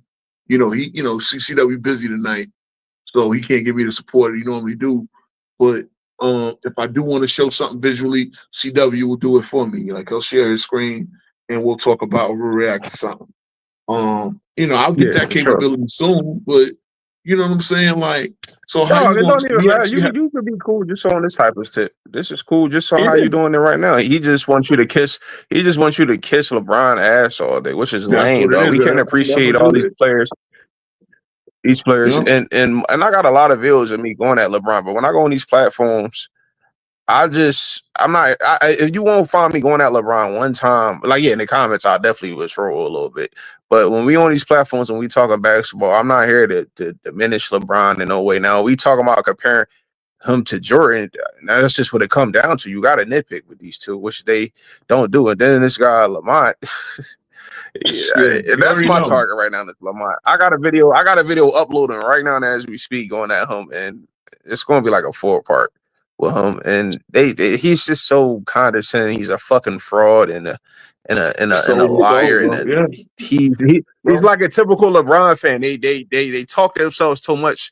They contradict themselves with something else after they said something else, and it's just funny when I you know what it is too. They always trying to play gotcha, right? They make 20. Lamont will straight up lie. Like Lamont will straight up lie and make shit up, right? He'll act like he's reading shit off ChatGPT. Hey, bro, let me cut you off real quick. Go ahead. Bro, I want you to pay attention moving forward, right? After the day, right? Moving forward, when you I don't know if you watch Go James Kingdom podcast, right? This is a key word that these LeBron apologists use. Listen to what they talk. This is a one word they use a lot. They say so. So when they start using the word so, they trying to pivot, they trying to justify, they trying to procrastinate, they trying to stall until they get to. So that's B. Lee favorite word. That's a Johnny favorite word. That's Lamont favorite word. That's any goddamn Brian apologist favorite word is so. Let me tell you, pay attention. You was on the show. You was on the show when what's the name, Sharon Wright pulled up the first time, right? Then they did another show. They did another show. I was on all of them. Mm-hmm. Okay, so you was on that one. Now, Sharon Wright said what he said, right? Yeah. And Sharon Wright was telling you how Jordan was feared and respected because, again, you talk any little bit of shit to Jordan's going to light you up for 50, right? I'm sure all three of us can concur and watching up for Jordan, right? So what B. Lee said is, oh, you know how guys will be scared of who's going to go have to guard Jordan, who's going to have to guard Jordan. B. Lee was like, oh, that's because the whole league was soft. Bro, B. Lee, like he don't debate. He don't really debate. He just get up there and he's another one. He likes an echo chamber. Okay. He loves an echo chamber. Nobody really challenges B. Lee. And even Travis on it when he was, they coast the show together. Big John, King John, nobody challenges him on the show. The only one that challenges him is Johnny when they have a disagreement. And then that's when they're really entertaining because you have two LeBron fans. I gotta see that. I rarely see that. Yeah, it happened. It happened a few times. They debate over Kobe a couple of times because Johnny's more of a pro Kobe guy than B. Lee is. But for B. Lee to say, and again, he claims to have been a basketball player at some level, whatever. For you to say that everybody in the fucking 90s, Latrell Sprewell, Glenn Rice, motherfucking Joe Dumars, for you to say that these guys, Penny Hardaway, all of them were, no, Jordan was a motherfucker that could cook you for 50, 60 any night, bro. Jordan was that dude. So Sharon Wright beat you with the team, yeah. Yeah, Sharon Wright, who was a legit 6'11". Sharon Wright was a power forward slender. Yeah, he played on my team. He played on my Sixers. Yeah, he played on my Sixers. Yeah.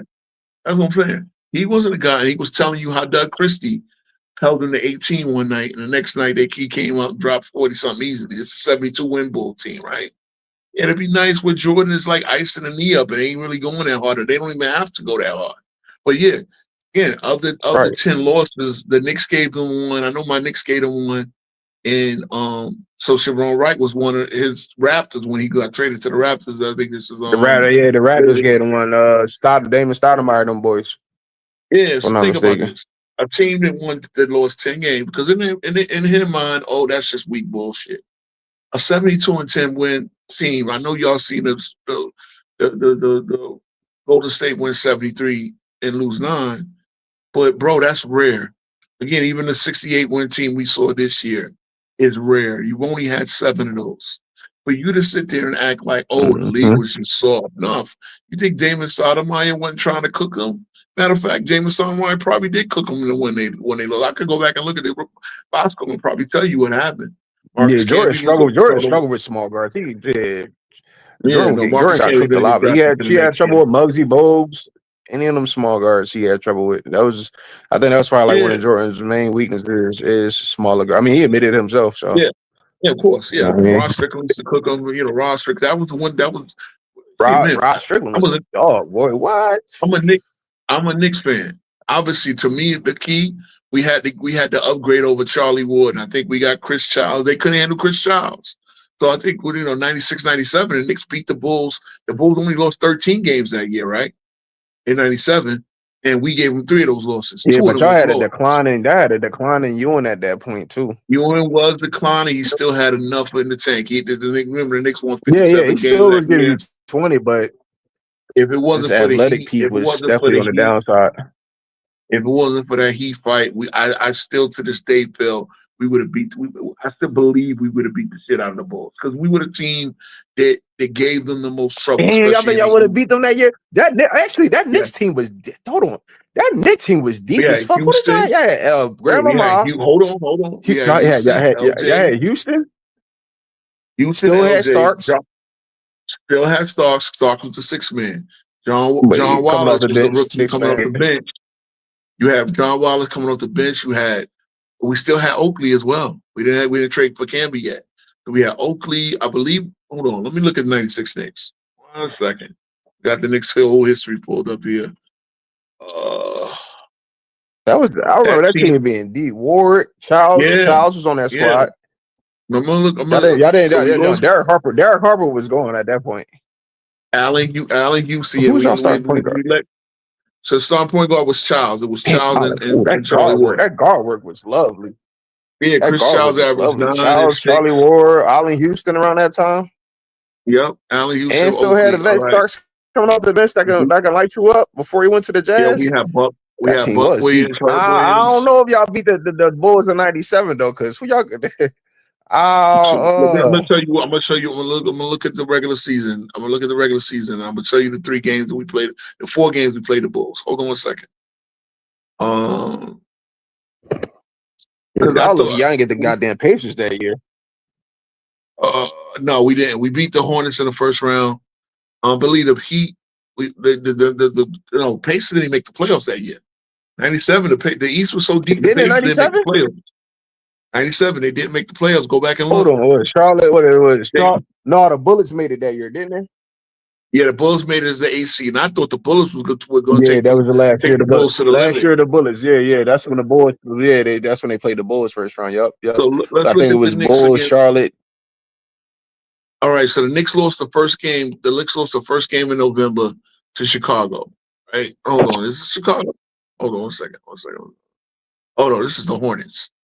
Sorry, the first time we played Chicago, damn, it was late in the year. Okay, the first time we played Chicago, we played them on January 21st. We lost by 1 point.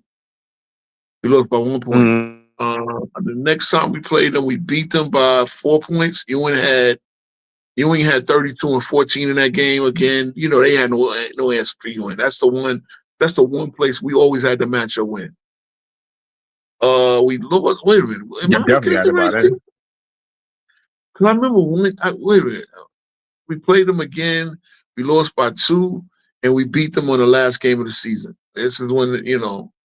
It was a 2-2 matchup. But let me look at the season before that. I remember it was 1 year we had their number. No, it wasn't 95, 96. And wasn't it 90, 92? They won in 92 when they won the series, so it was 92 when y'all won the series. When y'all won the series, but they beat y'all in 6. Yeah, but then y'all won that season series. Hold on, let me see the. I think that's the only time that they. So we played them strong. We lost to Chicago on the 21st of 96. Either way, I look at the 96 year, brother. Yeah, it was always the thing. The fact of the matter is, it was always war against the Bulls. It was always war. You know what I'm saying? And Jordan knew. Yeah, I said okay. In the 72 and 10 season, we beat the Bulls by 32 one night. And trust me, Jordan wasn't a guy to say, "Oh, we just taking this night off." No. Yes, man. We beat the Bulls by 32. Nah, they was out there. They was out there to kill. They just didn't get it done that day. Yeah, I mean, Pippen had 11 points. Jordan had 32. Kerr had 10. Nobody else did shit. And I the don't think y'all Knicks, beat them in '96 though. I don't think nobody beat that '96 Bulls we team. weren't. They was No, on we a weren't mission. good enough to beat. No, they actually beat us in 5 in '96 because we were all fucked up with. We were all fucked up. Remember, Riley left in '95 to go to the Heat, so we were all fucked up. And then we brought in Don Nelson. Don Nelson was trying to run some Euro shit with Patrick Ewing. That shit ain't work. Whoa! Y'all had Don Nelson as a coach? Yeah, we did in '95. Remember when Riley left? Remember Riley left to go take the president job with the Heat. Why did I always think y'all had Dunleavy? Not Dunleavy. Van Gundy. Oh fuck! Who was the fuck y'all coach? Van Gundy. I said Dunleavy. I'm tripping. Yeah, Van Yeah, Gundy. Why I always thought Van Gundy was the coach? So what happened was, remember, Van Gundy was Riley's like lead assistant, but they wanted to get a job to a experienced guy, so we went and took Nelson. Nelson was available. Nelson wanted to run Euro shit when we didn't have the guards, or he wanted Ewing to be like the point center. That shit wasn't gonna work. So the Knicks had to get back to their grind out defensive rough and tough game. And he was trying to pull that shit that he was trying to make C-Web do. Yeah, exactly. And Ewing is not C-Web. See, C-Web would have been perfect to run that, because C-Web can pass and handle the ball. Ewing can't pass and handle the ball. That's not his game. C-Web would be a problem in this era. Yeah, he wanted Ewing off the low box. C-Web would be a problem in this era. Yeah. Yeah, no, I don't even remember you ain't having no ball handling skills like that to be a point forward. Like somebody like C-Web. But C-Web was naturally a power forward, even though he could have played small, but he didn't want to. C-Web, 6'9", 6'10" at best. Yeah, 6'10". But he had the handles, he had the guard-like ability. I don't know why C-Web. I mean, because he would have to play them big-ass 90 centers. Yeah, C-Web wasn't about that life. Yeah, so that was one of my favorite shit. The Knicks were definitely the Bulls. Even Jordan said it, like the Knicks were coming for us. They had a squad with Houston. Like he would have been occupied and Allen Houston was that dude, man. Allen Houston was a guy that could go for 40 50 every night. You know what I mean? I'll never forget 02, 03, man. Allen Houston, man. Damn, dog. Hey, so JB, he cold that 50 piece. JB, you've been watching a little bit of. I see you've been watching a little bit of Go Jays Kingdom and their style, right? Now you see what they do, right? Yeah, I have to. I have to really prepare to tune in and watch that stuff, dog. So you know who's coming on the platform next Thursday, right? Johnny, Johnny will be back. He'll be debating Hollywood Herm. So I don't know if he want to stick around and talk about the subject afterwards. He wants to debate him at 9 o'clock. What are you gonna talk about? Game 5 or what they talking about? Second round in 1988. Is that what he gonna talk about again? Well, he might use that in his debate. Always talk about it. That's it. That's all he got. Why doesn't he never talk about the three-peat? Why he never talk about the 90, 96, 97, 98 Bulls? Because you already know. All that Johnny talk about is 88, 89. This how good this season was. If for fans who may not have grown up watching basketball, then that arguably the greatest season in NBA history was the 87-88 season. Because you had so many landmark performances. You did. Jordan's MVP year. Bird dropped like 29.9 points a game. Drexler was reaching his prime. Here come Mailman and Stockton. The Lakers was trying to be the first team since 1969 to repeat as champions. You just had Dominique and Atlanta Hawks. It was just so many great, and the Western Conference was getting stronger. With Utah, Dallas, Phoenix on the uptick, Portland. That was of course, the slam dunk contest, Jordan and Neat. That was the most anticipated dunk contest of all time. The All-Star game was on point. But what they won't mention is the toughest division in the NBA was the Central Division.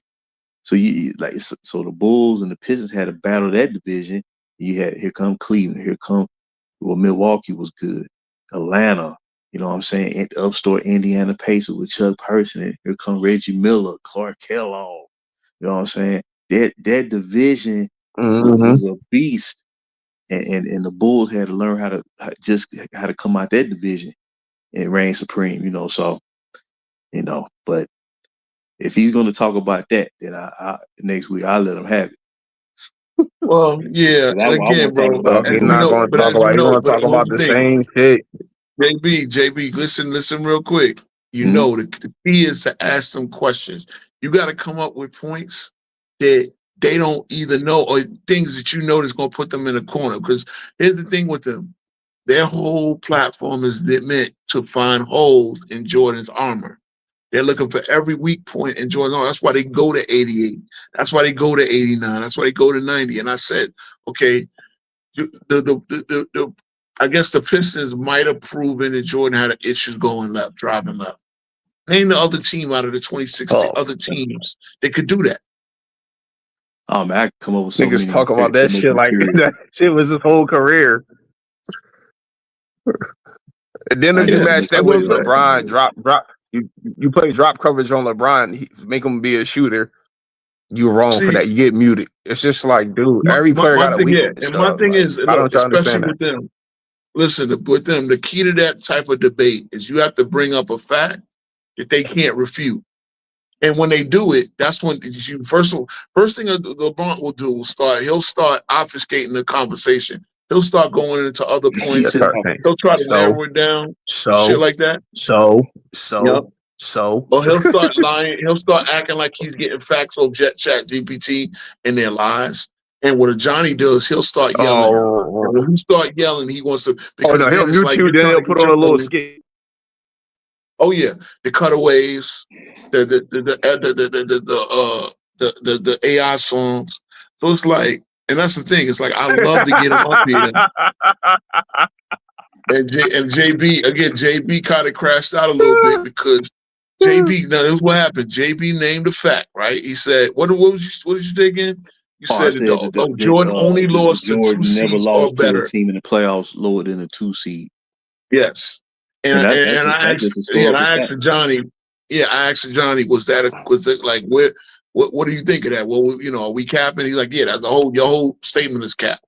I'm like, and what he tried to say is, okay, yeah, the 2 seed thing was a fact, and that's the thing, JB, you gotta let him talk because you gotta let him talk. Same way you get your time to talk, let him talk because then you're gonna kill him because he's gonna say, oh. The 2 seed thing is fact, but why was he only a 2 seed? Why was he the 7 seed? Why was he even? Because he was on a young team that wasn't good enough to get a top. And once he did, he didn't lose in the first round again. LeBron played with Luka Doncic, was on the 3 seed and lost to the 6 seed that nobody really took seriously. Lost to Rudy Gobert. Lost to Rudy Gobert. Lost to Rudy Gobert. And he playing center, and center LeBron let Rudy Gobert go for 30. So that's what it is. You gotta let them. You gotta let because again, he knew he would. You gotta understand that their whole game is to try to find a hole in Jordan's arm. It's like there are no holes. They're not pretty easy for me to handle. They pretty easy. That's anytime they kick me out, I already know. Like, I'm saying something y'all don't like. It's pretty easy when I kick because I don't know if you Sunday stream when Mr. Masters in there, and Maz wasn't going for the bullshit. He just left, and they like look at him running, and it's like okay, you got somebody that's not going to run. I'll stay in there until they kick me out, and they know getting sooner and sooner now. They let me say less and less and less, and I'm getting kicked out. Then I add me back. Hey, I love it. I'm just gonna make videos off of it. I got my camera back now. They want to say that the competition was weak. If the competition was weak in any era of the past, the NBA couldn't stand. It couldn't go beyond an initial point. It would be considered more like a fad. You know what I mean? If the competition was really weak, you got to people would pick up on that. Did he actually say? Hold on. Did he actually think that? John, I asked that man. Hold on. I asked that man if your house was on the line. Now, see, I should say your life is on the line. I see your house is on. I don't want to go that extreme, right? It's Facebook. We don't have visuals like that. Somebody had a GUN to your HEAD, and they're not gonna let you go home unless yo guy beat Shaq. A prime Shaq They're not gonna let you go home. Who would you pick? You could pick anybody from history in their prime. You got the time machine, and they got to beat Shaq and his team, and that's it. Would you take Rudy Gobert or would you take Hakeem Olajuwon? You know what this man said? Oh, Rudy Gobert. And why? Because of the complex defenses that they now play in it. Nigga, you really think that Rudy Gobert is a better defensive player? You really think he's a better center option than Hakeem Olajuwon? A guy that swept Shaq in his physical prime. Now, mind you, Hakeem Olajuwon come out of Phi Slamma Jamma, Houston Cougars. Guy Lewis was the head coach. That's where Hakeem Olajuwon came from. Phi Slamma Jamma, one of the probably that could be arguably the greatest nickname for a team ever. Phi Slamma Jamma.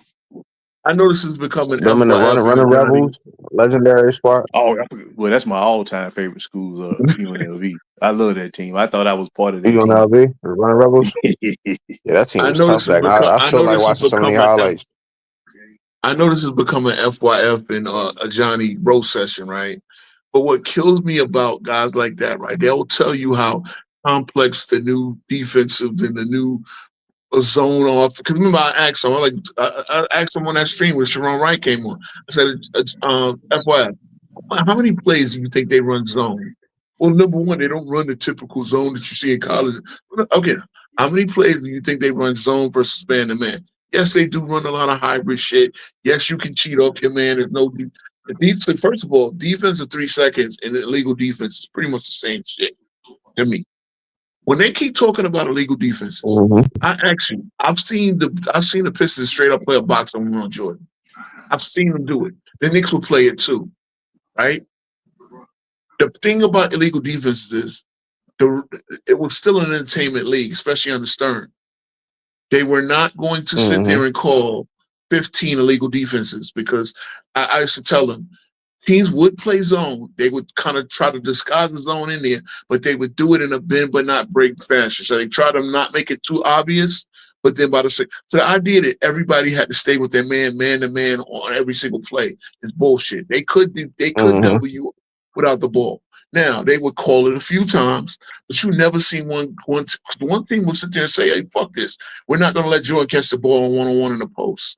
I'm going to set a double before he catches the ball every time." And they would dare the 15 illegal defenses in a one fucking game. Didn't happen because they knew it would have been visually a bad look. They just keep calling illegal defense, so the referees would just say, "Fuck it." You know, oh, we see them cheating off of it.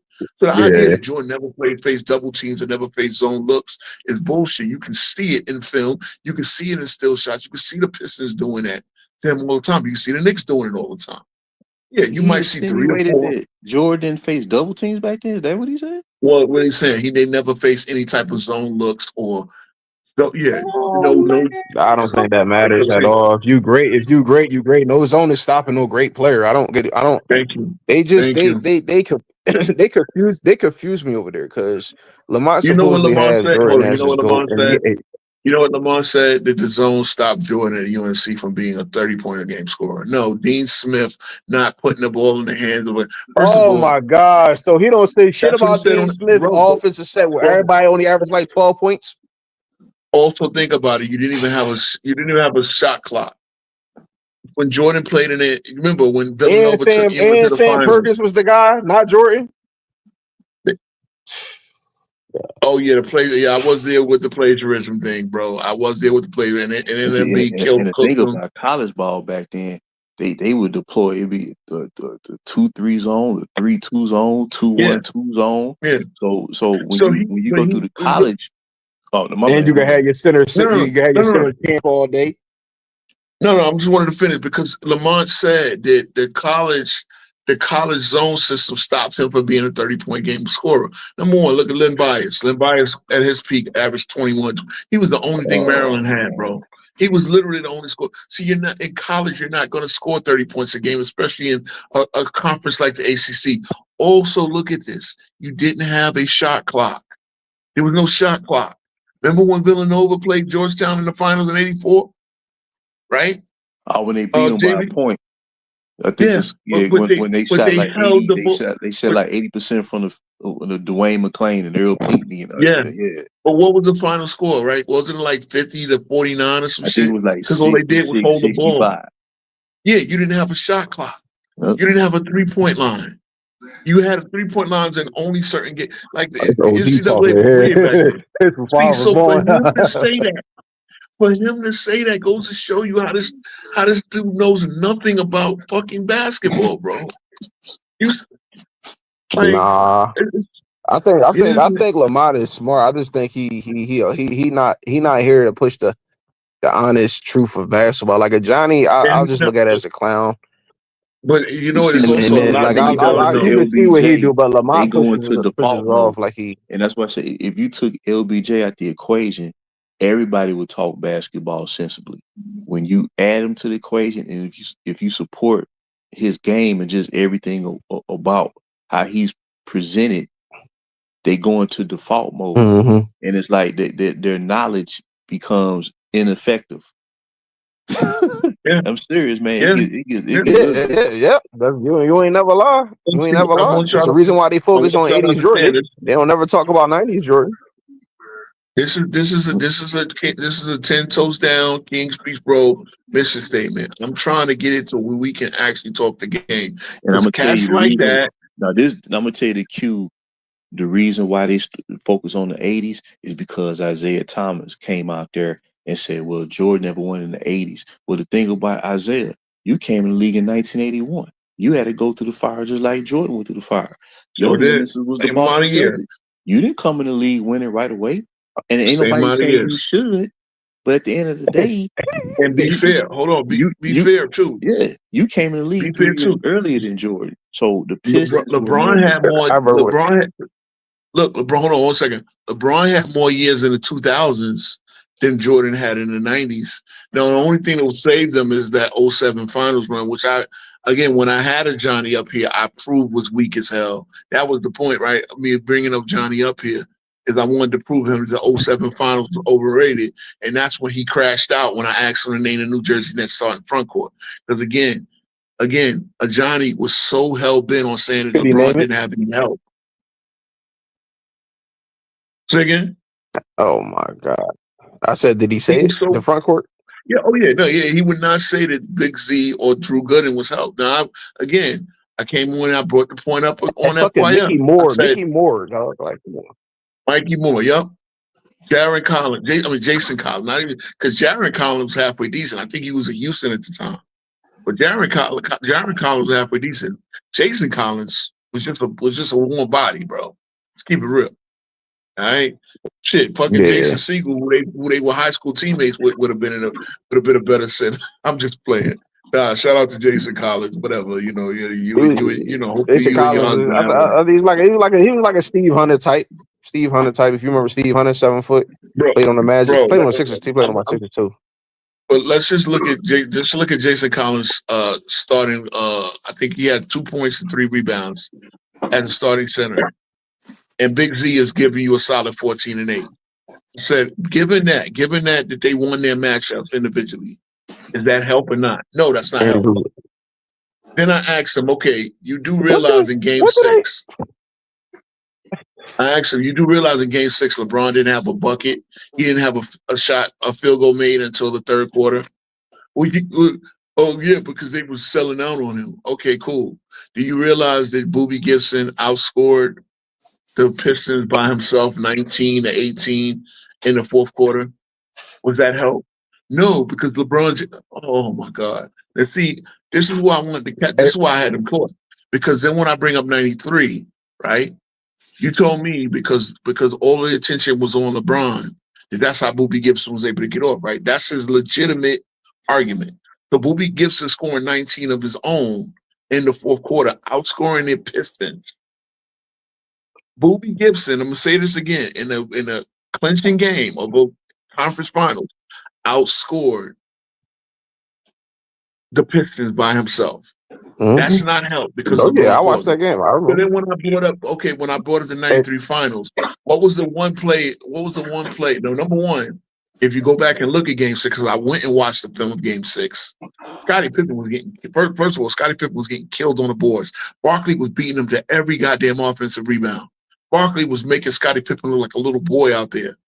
I believe the Suns had a 5-point lead at one point, late in that game, during the last 2 minutes.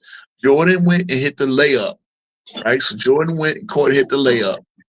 I believe, maybe the Suns played Olay, but okay, we all know the Lex play. Jordan came out, drove, got double teamed, kicked it to Horace. Horace kicks it out to Paxson. Oh, but Jordan wasn't even involved in the last play. You mean to tell me him getting a double team, bringing it over to Horace, the rotation, and again, Paxson was there because of alone because they were not going to let Jordan beat them, right? They now, said wait a minute. Bro, why you just saying during the post game when they interviewed? Hold on, guys. Let me just let explain.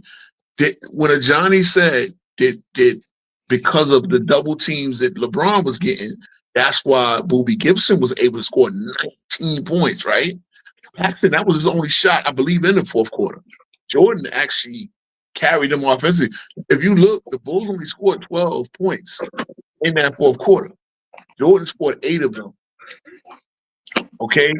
I think they only had one other free throw. Jordan had 8 points. Paxson had 3. Pippen, 0 points in that fourth quarter. Didn't do shit. And was getting coursed on the boards by Barkley. Okay. Now, you see the hypocrisy, though? Because you don't give Jordan credit for starting that play for Paxson. Yet you giving LeBron all the credit for Boobie scoring 19 points in the fourth quarter. Like, you see that they're not consistent. When you point that out, it shows you just how bad. That's when they mute you and kick you out. Yeah, of course. But he couldn't do that on my platform. That's why I said. But JB, go ahead and say what you were saying. I was going to say when they won the championship during the post game in the locker room, Jordan even said, the play was get the ball to me. I cut off with Scotty. If I get a clear lane, I can drive to the basket. If they keep me from going to the lane, we dish it inside the Horace. And he said Horace didn't have a good shooting game, and then Paxson was wide open. You know who's on Horace? So the play was initiated. They got the ball. BJ got the ball inbounds to Jordan, and then Jordan said, "The play was get the ball to me. I cut off with Scotty." And depending on how they react to me, if they try to close the lane, it would kick it inside. Scotty kicked it inside the Horace Grant. Basically, diagrammed it. It played out just as the play was called, because they anticipated Phoenix blocking Jordan's path to the basket because he had just scored previously, going coast to coast to cut that lead down to 1 point anyway. And then, of course, Grant got the ball, and then he kicked it out to Paxson. Paxson was open, and the rest was history. But the play was dictated off of Jordan having the ball. He initiated the play. You know how many points Horace Grant had in that game 6? I think 1 point. 1 point. You know who was guarding him? Guess who was guarding him? Because it's funny because when I brought up this name earlier, Johnny laughed. Who was guarding him? It wasn't Barkley. It was taking Cartwright, who had 2 points. Who do you think was guarding Horace most of that game? With Tom Chambers, Oliver Miller? Nah, David West. And I was watching, again, I do like one boy said, like one boy liked to say, and I watched the film. I watched the film of that game just the other day. David West was in his ass like white on rice, bro. That again, when I sit there and I tell him David West was a pretty good defensive center, really solid rebounder, pretty good shot blocker. Yeah, he had Horace Grant on smash, on absolute smash. Okay, just so they understand, because I can't watch film. I don't know how to talk basketball. You guys don't talk basketball over there. Y'all don't watch enough film. Again, but the combination of BJ and Jordan, they did a good job with KJ, and Marley. Let me see how many Marley had in that game.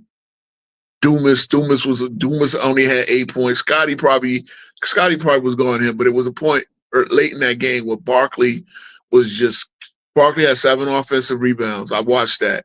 KJ had 19 and 10. Marley had 21. But they didn't do it on great percentages. The defense was played. Oliver Miller, he played 14 minutes in that game. Ainge kept in. But yeah, I mean, look, we never know. Like you talking about going back to Phoenix for Game 7. Again, the Bulls had to close out up 3 because they were up 3-1, and they still needed, but Phoenix had all the momentum, they had the firepower. But yeah, Mark West was, again, he had 4 points and 4 rebounds, but that don't tell a story. Horace Grant couldn't get off. I know he only played 20 minutes in that game, but Horace couldn't get off. Barkley probably played a lot of minutes, probably played a few minutes to center himself. Tom Chambers as well. Tom Chambers, 12 points in 12 minutes. Just so you know, Phoenix was deep that year. And if Cedric Sabalas didn't have his issues, God, imagine if they had Cedric Sabalas available.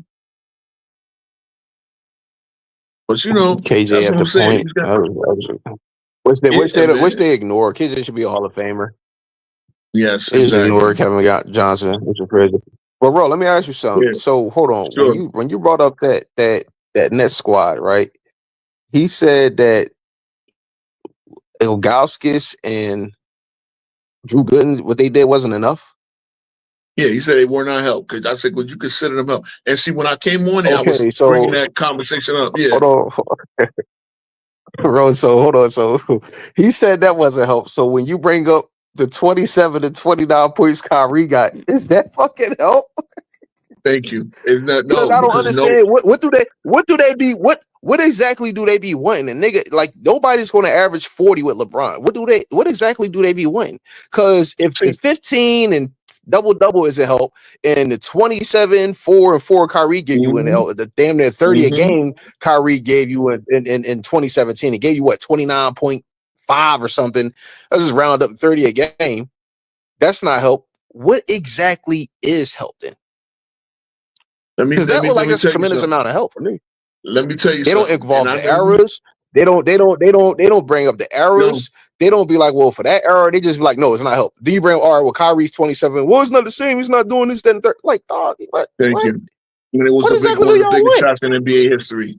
When it was one of the biggest shots in NBA history. Now look, you notice something that happened? Look at the 2020 playoffs. AD was leading them in everything other than assists. LeBron's job was the point guard, right? So he was literally the guy. Notice when they get to the finals and they get an easy matchup against Miami. What happened? All of a sudden, LeBron started taking more shots than AD. He's a distributor. He's not giving AD the rock as much as he could. And then he won that Finals MVP. He went and stole Finals MVP. Mind you, they should have made light work out of the Miami Heat because you're talking about a team that was down.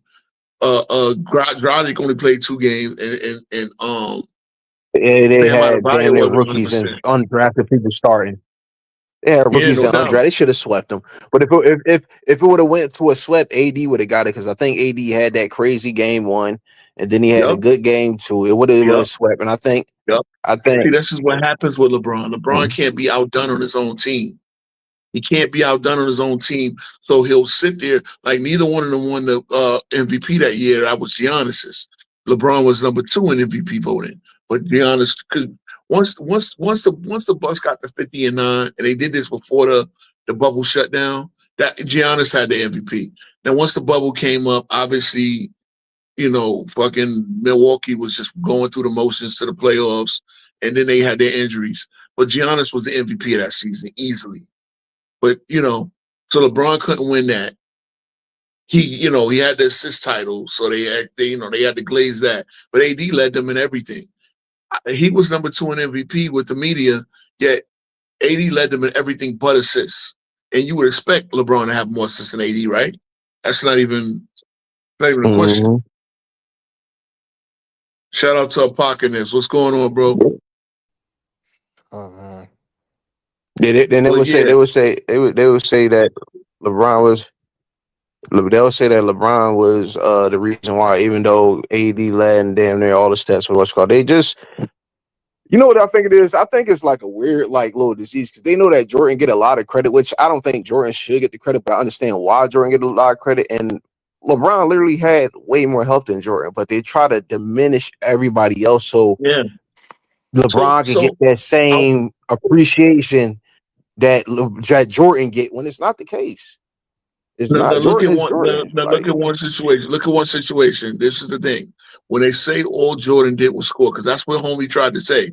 All Jordan did was score. This is the point I made. I said, okay, what did Kyrie average in the 2016 final? The one that with LeBron won his last legitimate championship, in my opinion. But the one where LeBron won the championship. He averaged 27 points a game. I said, okay, name me the series where Jordan had a teammate average 27 points a game. Okay, it's the Jeopardy music, right? Okay, so that's the point. The point that I said, okay, then I asked, how many Pippen played in 216 playoff games? How many games did he have 30 points? 6. 6 out of 216. A majority of those will play with Michael Jordan. A couple of them will play when Michael Jordan was playing baseball, right? In the 94 season. I think he might have had one or two of the 30 points. So the point is, you keep saying Jordan, all Jordan did was score. Number one, Jordan averaged a rebound less and an assist less. He probably averaged a few less blocks than Scottie Pippen, and maybe like not even a half a steal less. To act like that Jordan didn't do anything other than score. And the point is, Jordan scored 41 in 93 because he had to score 41 in 93. Pippen only averaged 20 in that series. He had 23 in the game, but he got like basically nothing in the fourth quarter. Again, I watched the film, Juan boy. I looked at the film. The Bulls only scored 12. Scottie Pippen didn't have anything in the fourth quarter, which was one of the drawbacks of Scottie Pippen. Scottie Pippen was never a really good fourth quarter player. I'm gonna say it again. Scottie Pippen was never really good in the fourth quarters. He had I think he had all 23 of his points in the first 3 quarters of that game. This shit is just a flawed. It's a flawed angle to go to, and Lamont should be calling it out if he's so far down the middle, which he's not. Which I've been exposing that he's not. He's just a capper. He's not. Yeah, He's clearly just a capper. So I go there just to I won't say I detract, but I go there just to. I won't say I disrupt by default. Just me saying something is going to disrupt them because they know if they start talking bullshit, this Jordan go left stuff, I'm gonna ask them why y'all don't ever talk about the 96 team, why y'all don't ever talk about the 97 team, why y'all don't ever talk about the 3P team. Y'all get mad at people going at LeBron's negatives all day, yet y'all go at Jordan's negative, and then if we go at LeBron's negative, no, shut up, don't mute, and you can't talk. So it's you know I get a feel out of it, and I've been getting content out of it too. Yeah, I do too. I get real. But as I said, like I said, okay, because you asked for grace for Joe. You said, why are we giving Jordan grace? And I asked the guys because that's what led up to that conversation. I said, should we give LeBron grace? This is the second time you got a crack at the Celtics. You're in Game 5. You won 61 games. The Celtics won 50 games. Your favorites coming into that in that series because you have home court advantage. Usually 60-win teams get to the conference finals. At least this is the second round. You got the 4th seeded Boston Celtics in the second round. You get a 1 seed. What happened in Game 5? Because up until then it was 2-2. It was a 2-2 series. LeBron scored 15. Should I give him grace? Old fat Shaq scored 21 in 26 minutes. Should I give LeBron grace for scoring 15? You said we can't give Jordan grace for taking 4 chances to beat the Pistons. And when he did, they swept the Pistons. Right? Should I give LeBron? Should I give LeBron grace? Again, they'll go to Jordan never won in the 90s, in the 80s. Well, Jordan only had 1, 2, he had 6 playoffs in it. LeBron had 7. Why didn't but LeBron got to the finals. He took a bump team. Again, I've debunked that. That wasn't a bump team. LeBron didn't even have the top game scores of most of those games. There were times where Agauskas had games score better. Again, Agauskas with 20 and 14 while LeBron is shooting 33% from the field. Booby scoring. Remember, they said that they don't want you to be fair over there. Of course not. But that's what I'm saying. So it's like Johnny literally said it. It's not about being fair. It's not about your opinion. I know. Okay. Yeah, I'm gonna come up here. I'm gonna come up here and I'm gonna come up here. That's why when I go in there, I sit and wait. I won't say I play along, but I'm gonna listen until I hear, because I know y'all gonna say some bullshit I'm not gonna like. And the second I do, you get Scream Man, Twin Man, you get that's JV, all I do. I dissect pretty much what Lamont. JV, remember this. Always let the guys lay out their point, and then you come with a counterpoint. And once you come with the counterpoint, you're going to have them scrambling. That's when you win the debate with them fools. And they know it. That's when they start yelling. It don't need to be a debate either. Nope, because that's what I did. Johnny's real easy. Johnny, he unravels quick. He's easy. He's easy. You see, saying we gave Jordan grades. If you're not kissing ass over there, yeah, but Jordan played better against the Pistons than LeBron played against the Boston Celtics, right? Clearly he did. It's not even a question. Like LeBron shot 35% the year he won a scoring title. Hold on. Hey, Ro, remember when they kicked you out the other day? What was it? Was it because you called them out bad for this. I think this was his tag team. They separated us that day because we was tag team. The Rodman shit, the Dennis Rodman shit.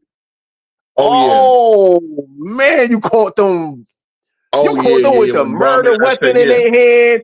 He said, so they when they go against him, but Rodman, it's when Jordan beat Rodman when he's younger. That one too. And then they were also talking about stats, and I said, well, Rodman had 3 points and 8 rebounds. The two finals against the Jazz, he had 2 points and 7 rebounds and 3 points and 8. Now I get it. Rodman is a lot more. But when I talk about Ben Wallace's stats, or I talk about Big Z stats, or when I talk about Drew Gooden's stats, because that's what I was talking about, rebounders too, right? I said how Drew Gooden and Big Z out-rebounded Fabricio Alberto and Tim Duncan. They out-rebounded and they are offensive rebounded.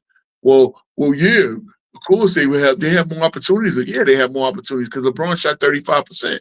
They have more opportunities to rebound LeBron's bricks. So either way, they still out-rebounded. They still out-rebounded the Hall of Famer and Fabricio Alberto, whatever he was. So again, that's what I'm saying. Like I'm not saying that obviously Tim Duncan is the best player of the four. But if you look at they held their own, and they held Tim Duncan to his worst finals. So I'm gonna ask you, FYF, is that help or not? If you told me that you're gonna hold Duncan to under his career averages, under his season average, make him shoot the worst. I think that might have been the worst he ever shot. That was his worst finals. That was his worst finals. Let me pull up Tim Duncan real quick, his numbers, because I gotta look at series by series. No, that was peak. Don't look at those 2015, 2014, 2013. Yeah, I'm looking at that was 3 years removed off of the MVP year, dog. That's Tim Duncan. Yeah, I'm looking at the problem of his career. Tim Duncan, a playoff series. I'm looking at the field goal percentages. Look at the film. Okay. He did in the the 05 finals against Ben Wallace. He shot 42%, but he did it at a much higher volume. But they won it anyway in 7. What did Duncan average? Duncan averaged against Ben Wallace. What was his averages? Points again. Okay, against Ben Wallace in 05, he averaged 21, 14, and 2 blocks. But that was his worst. But against in 07, again, he was solid, 18, 11, and 4. But he shot 44%. Again, that's the worst. That only Ben Wallace made him shoot worse. So again, I'll ask you again, was that help or not?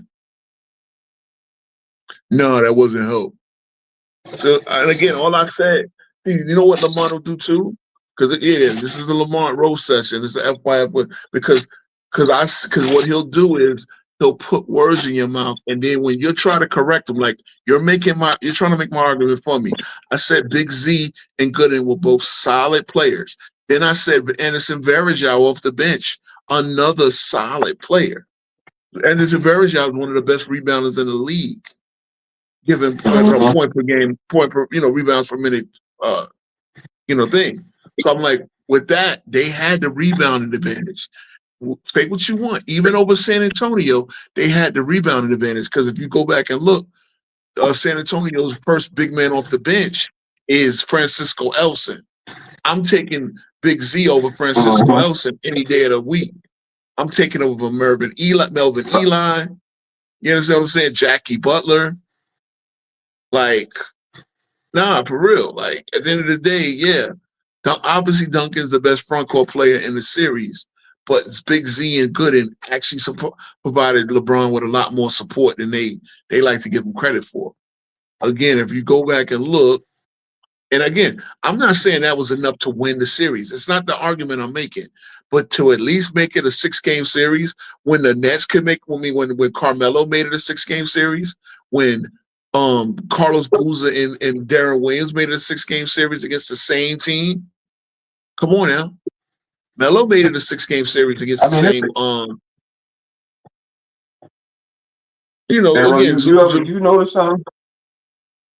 What? Any team that LeBron had, they never really cleanly got rid of them. Outside the LeBronto and the Whack Hawks, the teams that he ever got there, he never gave it a challenge in later of his career, or they just got outright swept, or they got challenged. Mm-hmm. Things like the Heat. It's no way 2020 Heat should win 6 games. No way.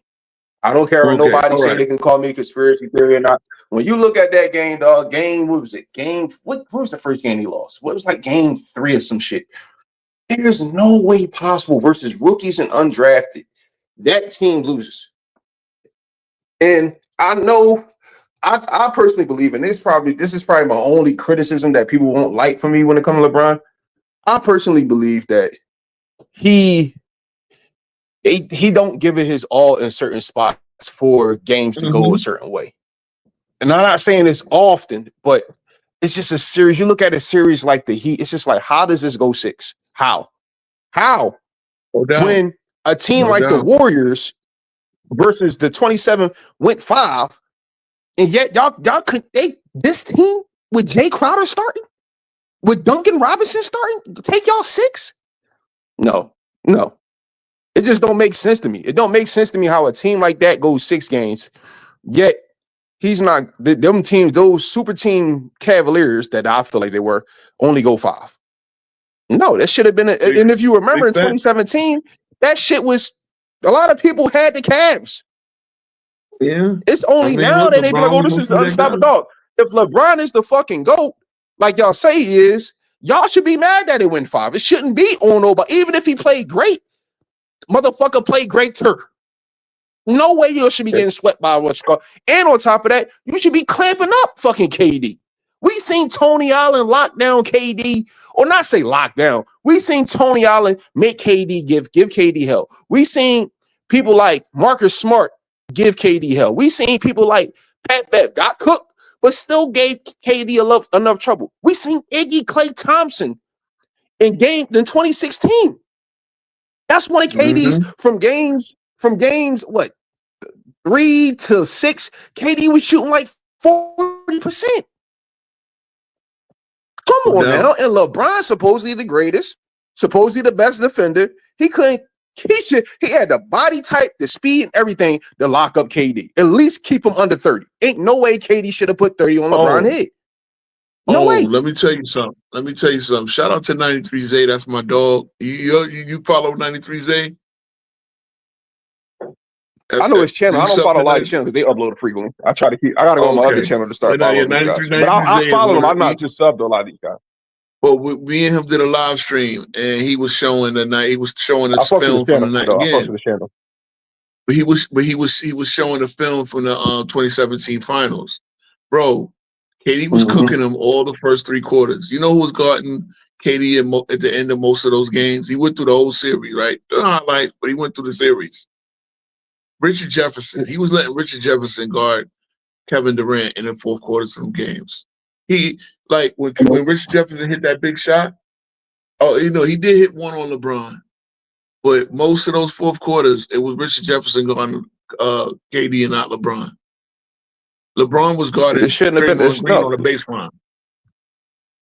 It's crazy. It's crazy For because what? KD was cooking And they them went up most of the game. and they talk about look at the film. Look at the film. Yeah, whatever. Yep. Yeah, look at the film. When I look at the film, it shows me the story. Yeah, he had the triple double, but KD bust his ass. He made all the big shots down the stretch when he needed. played. And then when you bring up 09, they say that he played 1 through 5. Okay, if LeBron played 1 through 5, I'm going to want LeBron. If LeBron big enough, he's your strongest guy. Throw him on Dwight. And when he did, and my thing is, Kobe took the initiative, if it was guards or wing players, to pick up the best guards and wing players. Obviously, Kobe couldn't pick up a center, but LeBron is gifted enough and he has the size to play all these positions. Although I think it's overrated. I don't think LeBron can stay in front of guards like point guards. Jason Terry exposed that shit, and Barea exposed that shit. Thank you. That Derrick Rose locking up was overrated, over exaggerated. So I think LeBron can stick. So was who? So was when he guarded Parker.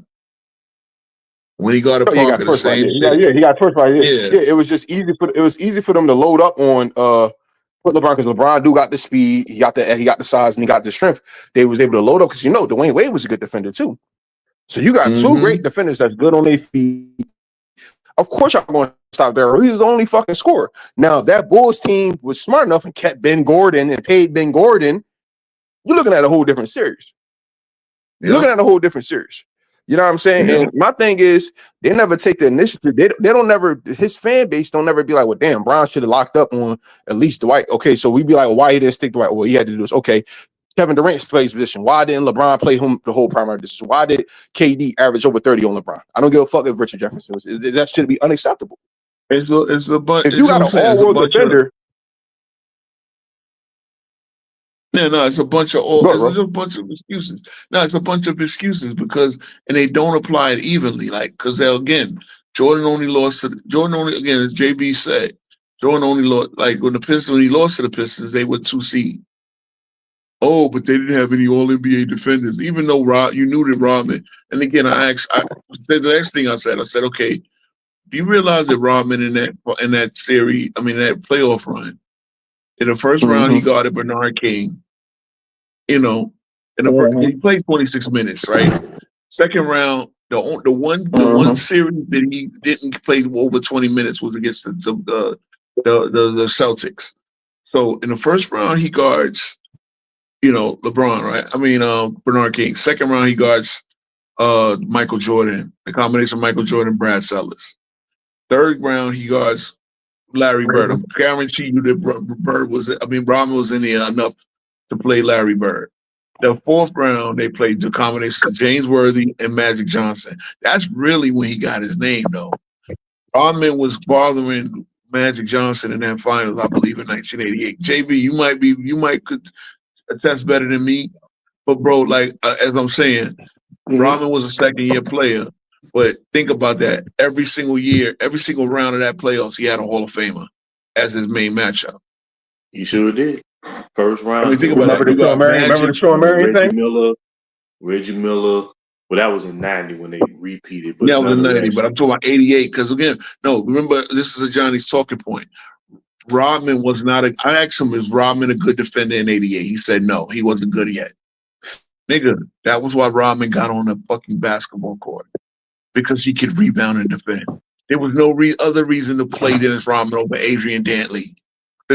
Like, Adrian Dantley might as well got 44 minutes.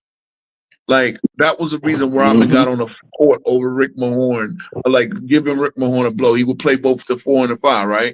The 4 and the 3. They look at it in retrospect from a standpoint in this current era. Well, let's just say the super team era. Well, you get a superstar he already made. His reputation's already built. But Rodman just coming into the league in 86, 87. So in his second year, he's already asked to defend the other team's best player in the postseason. So that just show you how great he was and where he was headed as far as defensive. And then he turned it up another notch when it came to the rebound. But yeah, like you say, he was giving Magic problems throughout that finals in '88, and that's one of the greatest finals I've ever seen ever. So just remember a talking point from a Johnny. Because in addition to, let me tell you what a Johnny's told me. I got this goof to say on. He said Sam Cassell couldn't get his own shot off the dribble. Sam Cassell could not get his own shot off the dribble, which is absolutely moronic. He also said that Draymond Green was better than Alonzo Mourning. And then he said that Dennis Rodman in 1988 wasn't even a good defender. I mean, now forget the fact that by 90 and 91, he would be the defensive player of the year, both years, right? He wasn't even a good defender because he didn't make it all NBA defense. Of course, he's not going to make it all NBA defense when he's coming off the bench and playing like 20-something minutes a game. But when he got on the court because Chuck Daly knew he had a great defender. But you don't tell it. Yo, Pocket Nips, you got something you wanna say, bro? Oh no, I was just getting out Dennis Rodman. And remember the '96 Eastern Conference Finals versus the Magic. When he was on the Bulls, he helped neutralize Shaquille O'Neal in 2 of them World Games. He played stellar defense on Shaquille O'Neal. You know what I'm saying? Of course, but But Apocalypse, I'm sorry, JB. Apocalypse, you got something you want to? Because we're gonna wrap up soon. I gotta get to bed. Oh, what? You saw me preview the Knicks, right? I got the Knicks winning 62 games. Am I 57, 60 games is not out of the question. Yeah, man. I just think we the deepest team. We signed Alex Len and Thomas Bryant to Exhibit 10 contracts. And then we got Bryant too. Oh man. We signed Trey Jameson to Exhibit 10. Then we signed the Dara to the Exhibit 10. Signed DK Pate to a Exhibit 10 contract. And then we signed Matt Ryan to Exhibit 10. Garrison Matthews as well. And then Landry Shamet and Malcolm Brogdon is going to be competing for those final 2 roster spots. Yeah, man. So most likely the worst case scenario, the worst case scenario is that the most likely we're going to have to trade either Didit or Tyler Kolek in order to free up cap space to for Malcolm Brogdon and Landry Shamet to get those final 2 roster spots. I hate to bring up FYF again. I swear I hate to but FYF said the Knicks don't have draft capital. Now I just want you to understand this, right? Based on what you just told me, right? Based on what and I was looking at the roster too, right? All the guys we signed at Exhibit 10, we're bringing in the camp. All of them are not going to make the playoffs, right? Thomas Bryant got a good chance of being somebody's starter somewhere. Like, honestly, I think he could start for Boston. I don't know why Boston, like Alex Len didn't go to Boston or whatever, because Boston is really weak at center, right? I was just previewing the other teams. Boston and Philly need center depth badly. But with that being said, the Knicks not only have Washington's pick, it's top like 7 protected. So if Washington finishes with a decent record with, we could probably get their pick. You know what I'm saying? But he said the Knicks have no draft capital. I just want you to understand this, because we can sit there and trade Dottier and for a first-round pick just to get a roster spot to get some of these guys that can help us in the center depth and the power forward depth, right? I would love to have Thomas Bryant. I would trade Kolek for a second-round pick or whatever. I would trade Dottier maybe for a second-round pick too. So right there, you can even get more draft capital just by trading your young guys to get some of these older veterans in here. So again, he said the Knicks have no draft capital and we have no depth. He makes the TikTok post and he has fucking DeLon Wright and Precious Achiuwa. We don't even have them on this roster, bro. Like, I'm just it's crazy, bro. But yeah, the Knicks got a lot to work with. I'm telling you, bro, we got a lot to work with, and this is how you build Like the Knicks are a master class. The Knicks and OKC are a master class on how to build, use your draft capital and stuff in this era. So yeah, I mean, again, the Knicks are definitely one of the class of the East. Now, again, he's saying, "Oh, the Knicks won't win a championship." Yeah, of course. I'm not saying no. Now, I'm not saying we're not going to win a championship. I'm actually predicting us to win a championship. But to sit there and say the Knicks ain't going to win a championship, well, yeah, that's you. You saying that anybody could take us out. Well, this is the thing. Don't just say the Knicks aren't going to win a championship. Tell me who's going to knock the Knicks out. Are we going to knock out in the first round? No. Are we going to be knocked out by Cleveland? I don't think so. Orlando and Detroit, only two teams I think they pose a threat. Without Halliburton, miss me on Indiana. Without Tatum, miss me on Boston. So who else you got? Yeah, come on, tell me. Philly. Philly's going to be terrible. This was up here, he a Philly fan. He could tell you. Philly is, their whole thing is around Embiid, and Embiid is not even guaranteed to be healthy. So, but that's my thing, Dante and Randall. I mean, we got Karl-Anthony Towns you got to give up to get something, Fry. We got Karl-Anthony Towns who was all NBA center. Like, we can't, but at the end of the day, like, we got depth. We got Bridges. We got OG Anunoby, So, JB, you got any last thoughts, bro? I don't know, like you said, as far as the Knicks go, man, probably the top 4 teams in the conference. Well, Knicks, Cleveland. I think Atlanta's going to be strong, and I think Milwaukee. With a full off season of Giannis and Kuz and who else they bringing? Miles Turner. I think they'll make a push this year. They'll make a push. They brought back Porter Jr. I think that's. Okay, I'm not. Yeah. So that was So I think Milwaukee they'll play. They'll have a little more. What do you think of Detroit? What do you think of Detroit? They get Jaden Ivey back. Yeah, I think. Detroit, man, they made the playoffs, so they got to take the playoff basketball. So I don't see them like not making the playoffs. I like what they did this year, but Knicks. The beginning of the show, I previewed the East, the Atlantic Division, and I had I went from bottom to top. I had the Nets. I got the Nets winning 18 games. Their roster's rough. Like, they basically Cam Thomas and Nick Claxton and Michael Porter Jr. I think Michael Porter Jr. have a good scoring year, but he's gonna be trying to wind his way up out of the Brooklyn. So they're gonna be competing. They got them at 18 wins. Then I got Philly. I got them winning 30 games. 30 games. So Philly, I got winning 30. Then I got Philly. I think with the uncertainty of Joel Embiid, I mean, you can't really. And see, think about this. I looked at their whole roster, bro. They got no depth outside of after Drummond. They got no big man depth. They don't have a 4. Trenton Watford is their 4. I mean, maybe he steps up, but like Paul George is now. VJ Epscom is going to be good, but he's a rookie. He's going to be good, and with McCain and Maxey in the backcourt. But that's just. I mean, it don't matter if they don't have a healthy Embiid. That's the key to everything they do. So I got them winning like 33 games. I think it was either 32 or 33 games. Then I got Toronto winning 39. I got Toronto winning 39 games. If Brandon Ingram is healthy, I got them winning 45 games. If Brandon Ingram gives you 70 games, that's a good number for them. Yeah. So 39, because really, I've been looking at the fact that even Scotty Barnes, Ingram, and Emmanuel Quickly, that's their top 4, three of the top 4 players. They need a big man. Year.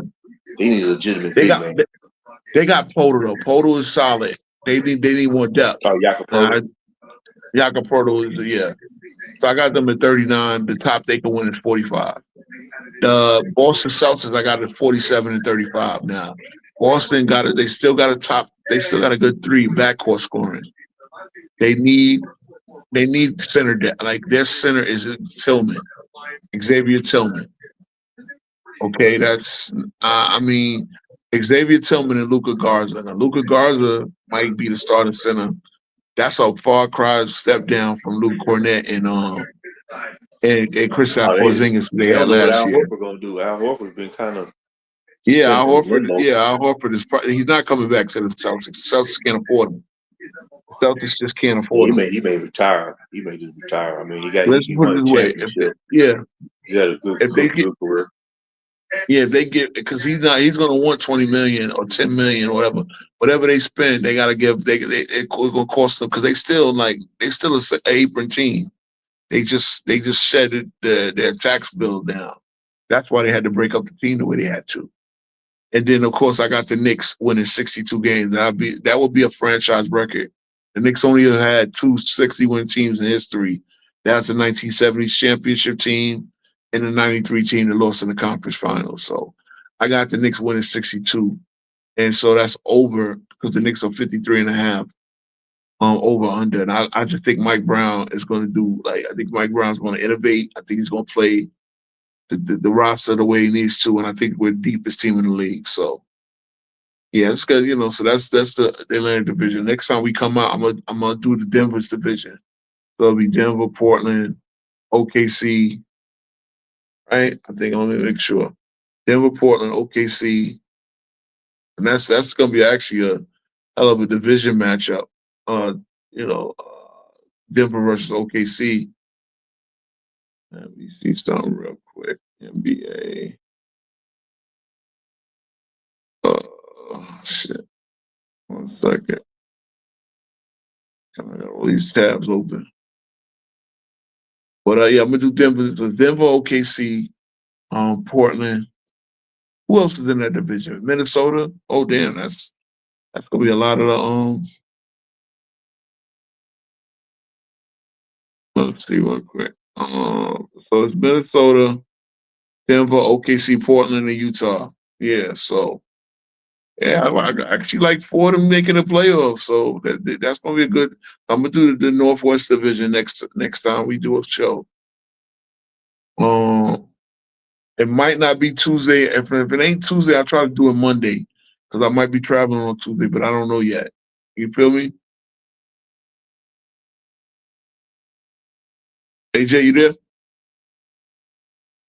Oh yeah, I'm here. Okay, yeah. I was saying the next show I'm gonna do I'm gonna let you know it might be Monday or it might be Tuesday, but it could be that I'm traveling back to the States on Tuesday. So, if anything, I'll try to do a quick show before the day before. Oh, that'll work. That'll work. Yeah. All right. So yeah, I'm gonna do NBA previews division by division, and I was also talking about the Trae Young. I was also talking about the Trae Young Pat Beverly beef and how they're beefing because Pat Beverly had the nerve to say that it's a joke, the All-Star game, and Trae Young had to speak up for the players. But I'm like, bro, why are you beefing with this guy? The All-Star game is a joke. Stop defending yourselves. Go out there and play fucking hard. You know what I mean? I mean, that's really, just show some. You one of the best 24 players in the world. That should be a sense of pride there, and you show why you're one of the best 24 players in the world. That was the whole premise of the.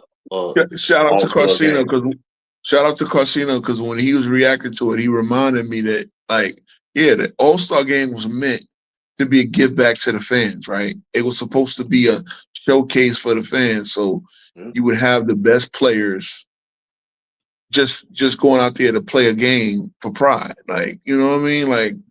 And I understand that it's not first of all, you got to tell me the player that got hurt in the All-Star game. Maybe you had one slight injury. I cannot think of one that is something. Thank you. Nah. Thank you. You know what kills me? What I know about basketball? You get hurt going half speed a lot quicker than you do playing hard. Huh?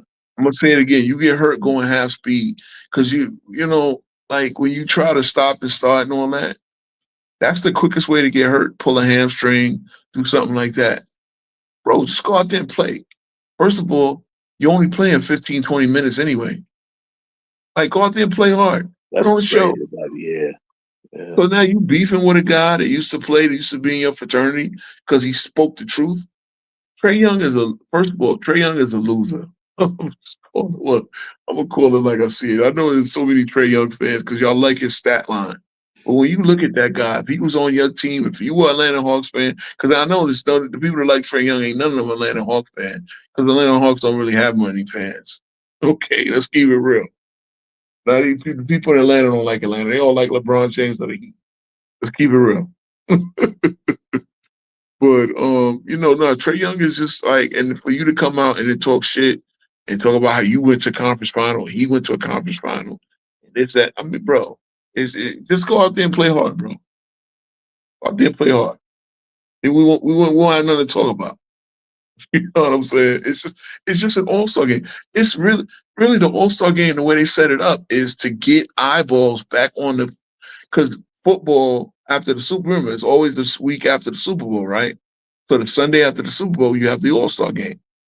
You're trying to get people back into the mood of watching basketball after they stop watching football.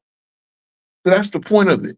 And y'all made the game a fucking joke. And we all know who's the leader of that.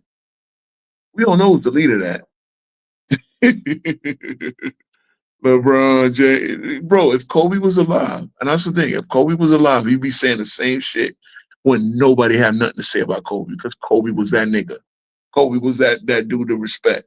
LeBron James has made it fashionable to play half-ass in the playoffs. Kevin Durant in them as well. Let's keep it real. But that's who's leading this. What's the name? Facts, Brian. The Hawks are trash because of him. I have to keep arguing with these Trey Young fans, man. But Luka traded. Yo, even the Mavericks traded Luka, and they still won that goddamn trade. They won that trade, so they got to a finals. Even they have AD and Max Christie plus another first round pick, and all what's they get is Trey Young, you lose ass, and fucking Cam Reddish, who now playing in Lithuania. Hey, you know Cam Reddish. We didn't get a chance to talk this week. You know Cam Reddish signed with Lithuania, right? Oh yeah, he's not even in the league, dog. He's 26. He in exile already, dog. That's but crazy. I thought, yeah, he's 25, 26 years old, and another LeBron James teammate. Yeah, he's 25. Yeah, we won't be 26 because they were all born in 2000. Yeah, out of the league, but LeBron James, yeah, I made him better. He got Kendrick Nunn, dog. He got Kendrick Nunn out there. Kendrick Nunn out. Shout out to Biz. There was another guy that came on FY's panel too. It was like, I thought LeBron makes everybody better. Why does everybody's career fall off after playing with LeBron? You don't even be in the league no more, man. You be like, you don't even be in the league. You be playing in the Big Three. You be 31 years old playing in the Big Three like Montrezl Harrell, dog. God dang it, man. I'm telling you, man, you really said think about it, man. You 31 years old, you playing in the Big Three is supposed to be for retired players, a newly retired player. And I like the Big Three. I like the concept, man. Kudos. I like you putting it together. You know what I'm saying? Yeah. Like, but at the end of the day, you ain't supposed to be in no Big Three at 31 years old, dog. Nope. Oh my God. You turned down $80 million to go play with this guy. Yeah, $84 million. All he had to do, man, just use his brains and sign that contract, dog. But he listened to Clutch Sports, bro. He listened to Clutch, signed a mid-level, and lasted 1 year, and he was shipped out of there to DC. So I'm gonna click farm right here.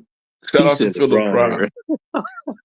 Shout out to Philip Fry. Atlanta thought they had themselves a Steph Curry, but ended up with Timu Steph Curry, and that's a fact.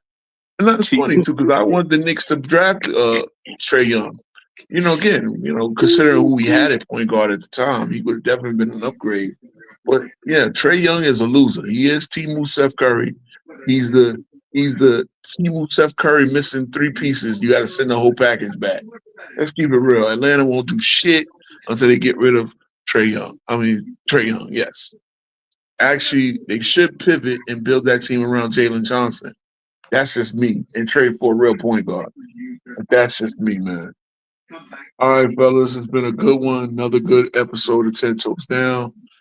Appreciate y'all for rocking with me. I know it's 12:23 back in the States, but it's 1:23 here where I'm at. So I gotta get my little behind the bed. And JB, always thanks for pulling up, man, being my co-host. Absolutely. Appreciate it. Pocket Nips, shout out to Viz. I would like to get Viz up here a little more often because, he's another one of the, he's a friend of the channel, and he definitely, he goes at them zesty LeBron fanboys. No doubt, man. Y'all have a good night, man. All right, gentlemen. Peace. All right.